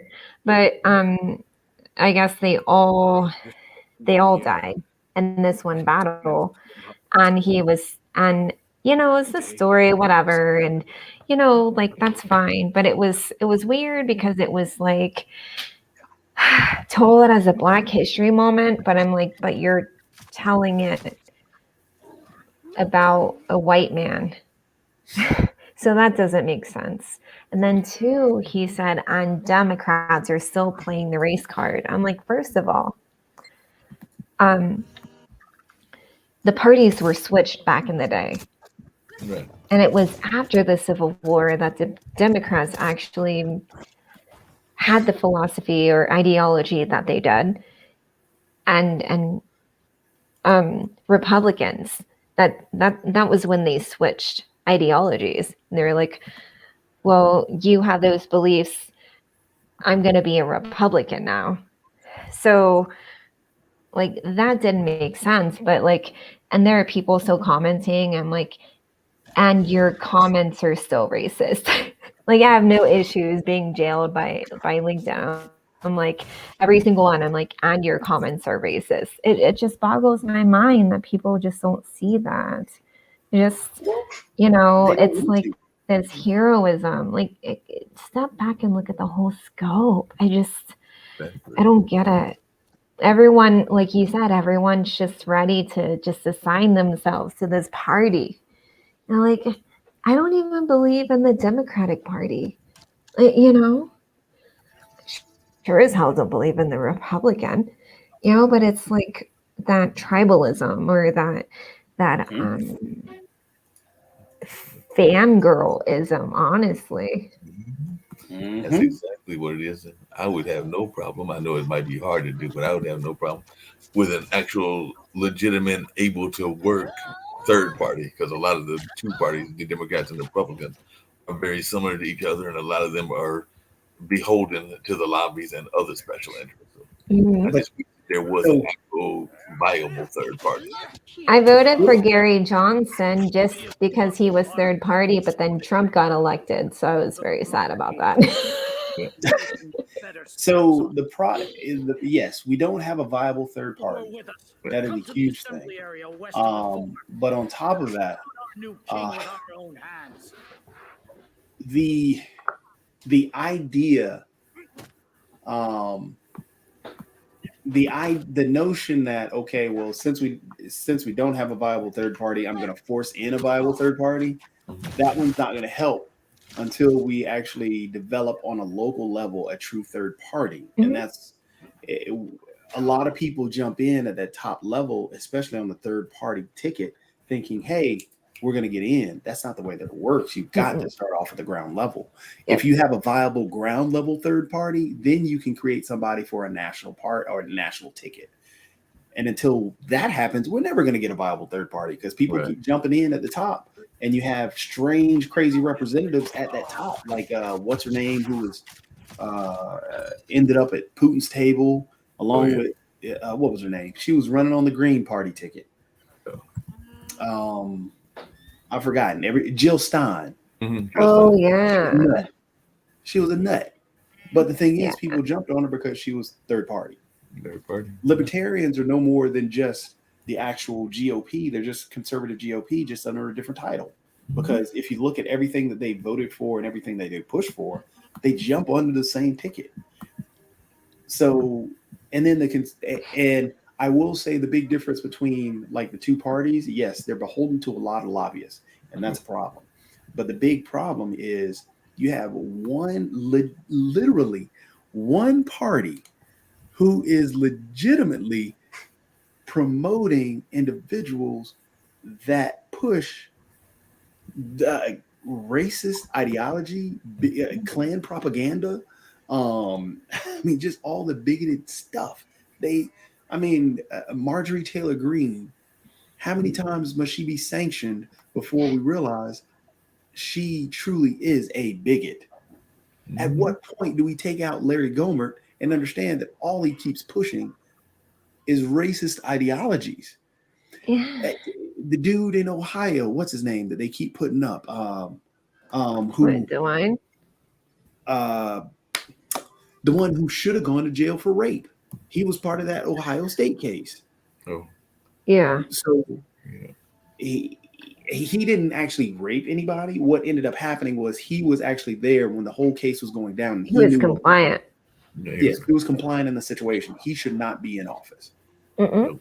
But of course, he's put forth by every other Republican to put on the panel so he can disrupt everything. Yeah.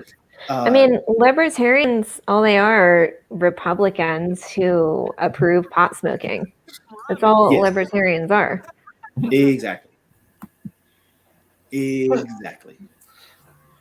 just had to break it down that way. Pot smoking. No, there's that other. You remember that other big time Republican who was in the news? They found him.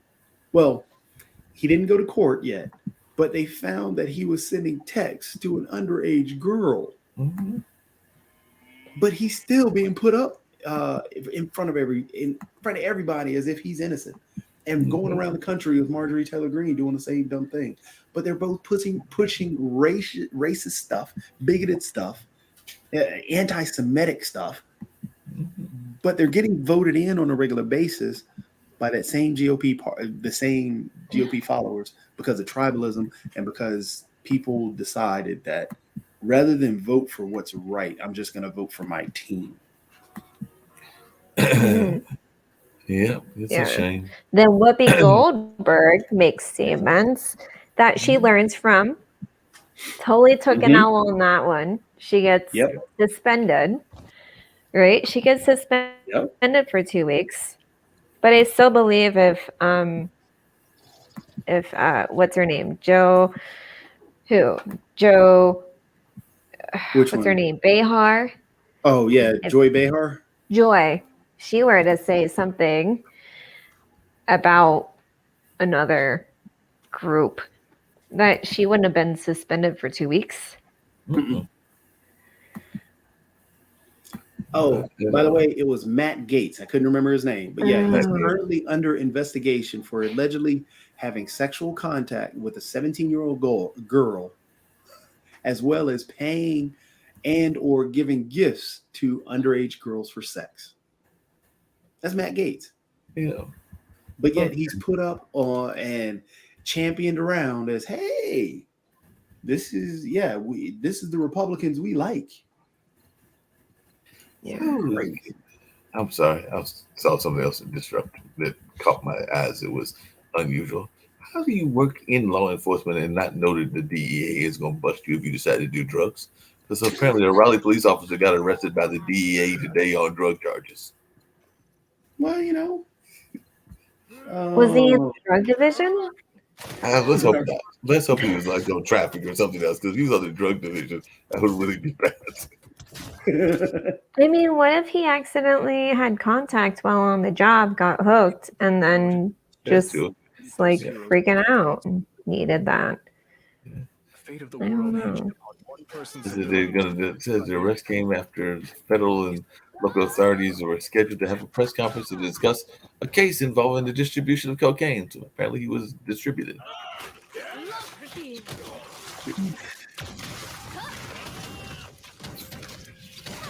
That's crazy. That is crazy. You did a lot of damage. Was it because you're forced to wear those panties? Is that why Pretty you? much. Okay. Pretty much. It's the panty power. The panty power. Hashtag panty power. You do know that he wears those around his house every day, right? Probably. I mean, You probably do. what's wrong with wearing panties all around the house every day? There's nothing wrong with it. That's what I'm letting you know. It's perfectly fine. Make you feel free. Free and carefree? There's nothing wrong with gender bending. No, gender bending is perfectly fine. When I was a young kid, I had a dare or a bet with my cousins that I could pee standing up, and I lost the bet. But I was going to prove her wrong. You were just gonna check. So there's nothing. You were gonna bend the rules even as a young kid. You were determined to pee standing up. You were Yeah. gonna bend the rules. I I have was late signed for my name. daycare.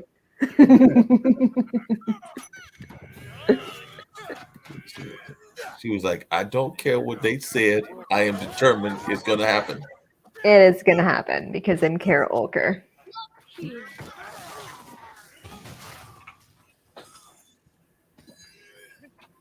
Ooh, they almost killed me. How dare they? Yeah, they were trying. Yeah. Here, I could see Jatovi in his little robe, panties, doing a Victoria's Secret strut around the house. Yes. Oh yeah.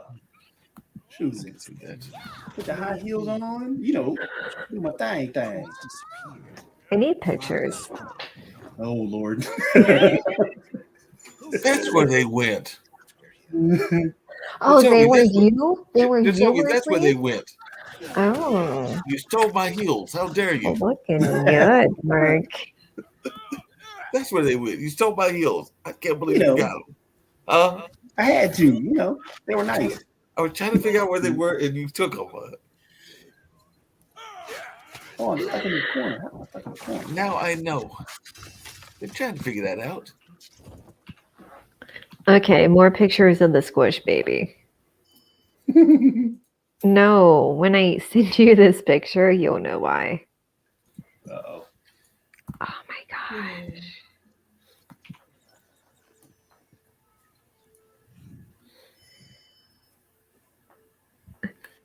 Like literally a squish baby.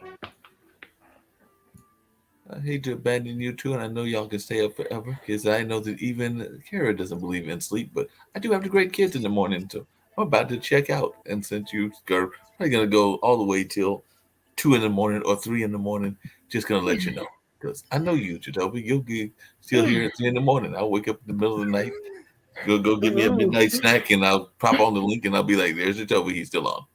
Well, No, I believe in 8 or 9 hours of sleep, and so that just means I will get a late start tomorrow. Yeah. But it was so good seeing you. It's good seeing you, too. Yeah, see, actually, we should go ahead and close out the show since it is 1 in the morning. It is Morning. almost. Bye, guys. It's been real. All right, yeah, I better close the show. All right, so I guess we'll see everybody next Thursday. Bye.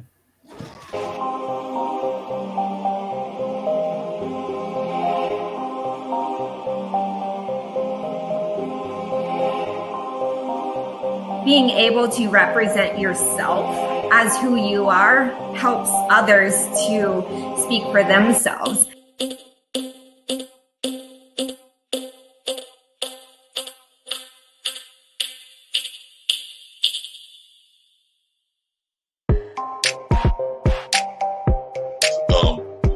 brother I'll or say, something like that. as I know right now, the Star Trek and Marvel universe are connected, but there is the multiverse, so you never know.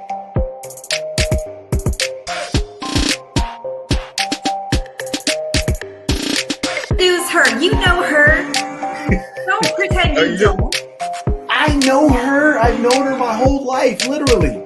So, Are you going to toss it off to me again? I mean, no. I'm tossing it to Janora. Janora is going to have to introduce herself. Ladies' Day. Yes. Wait.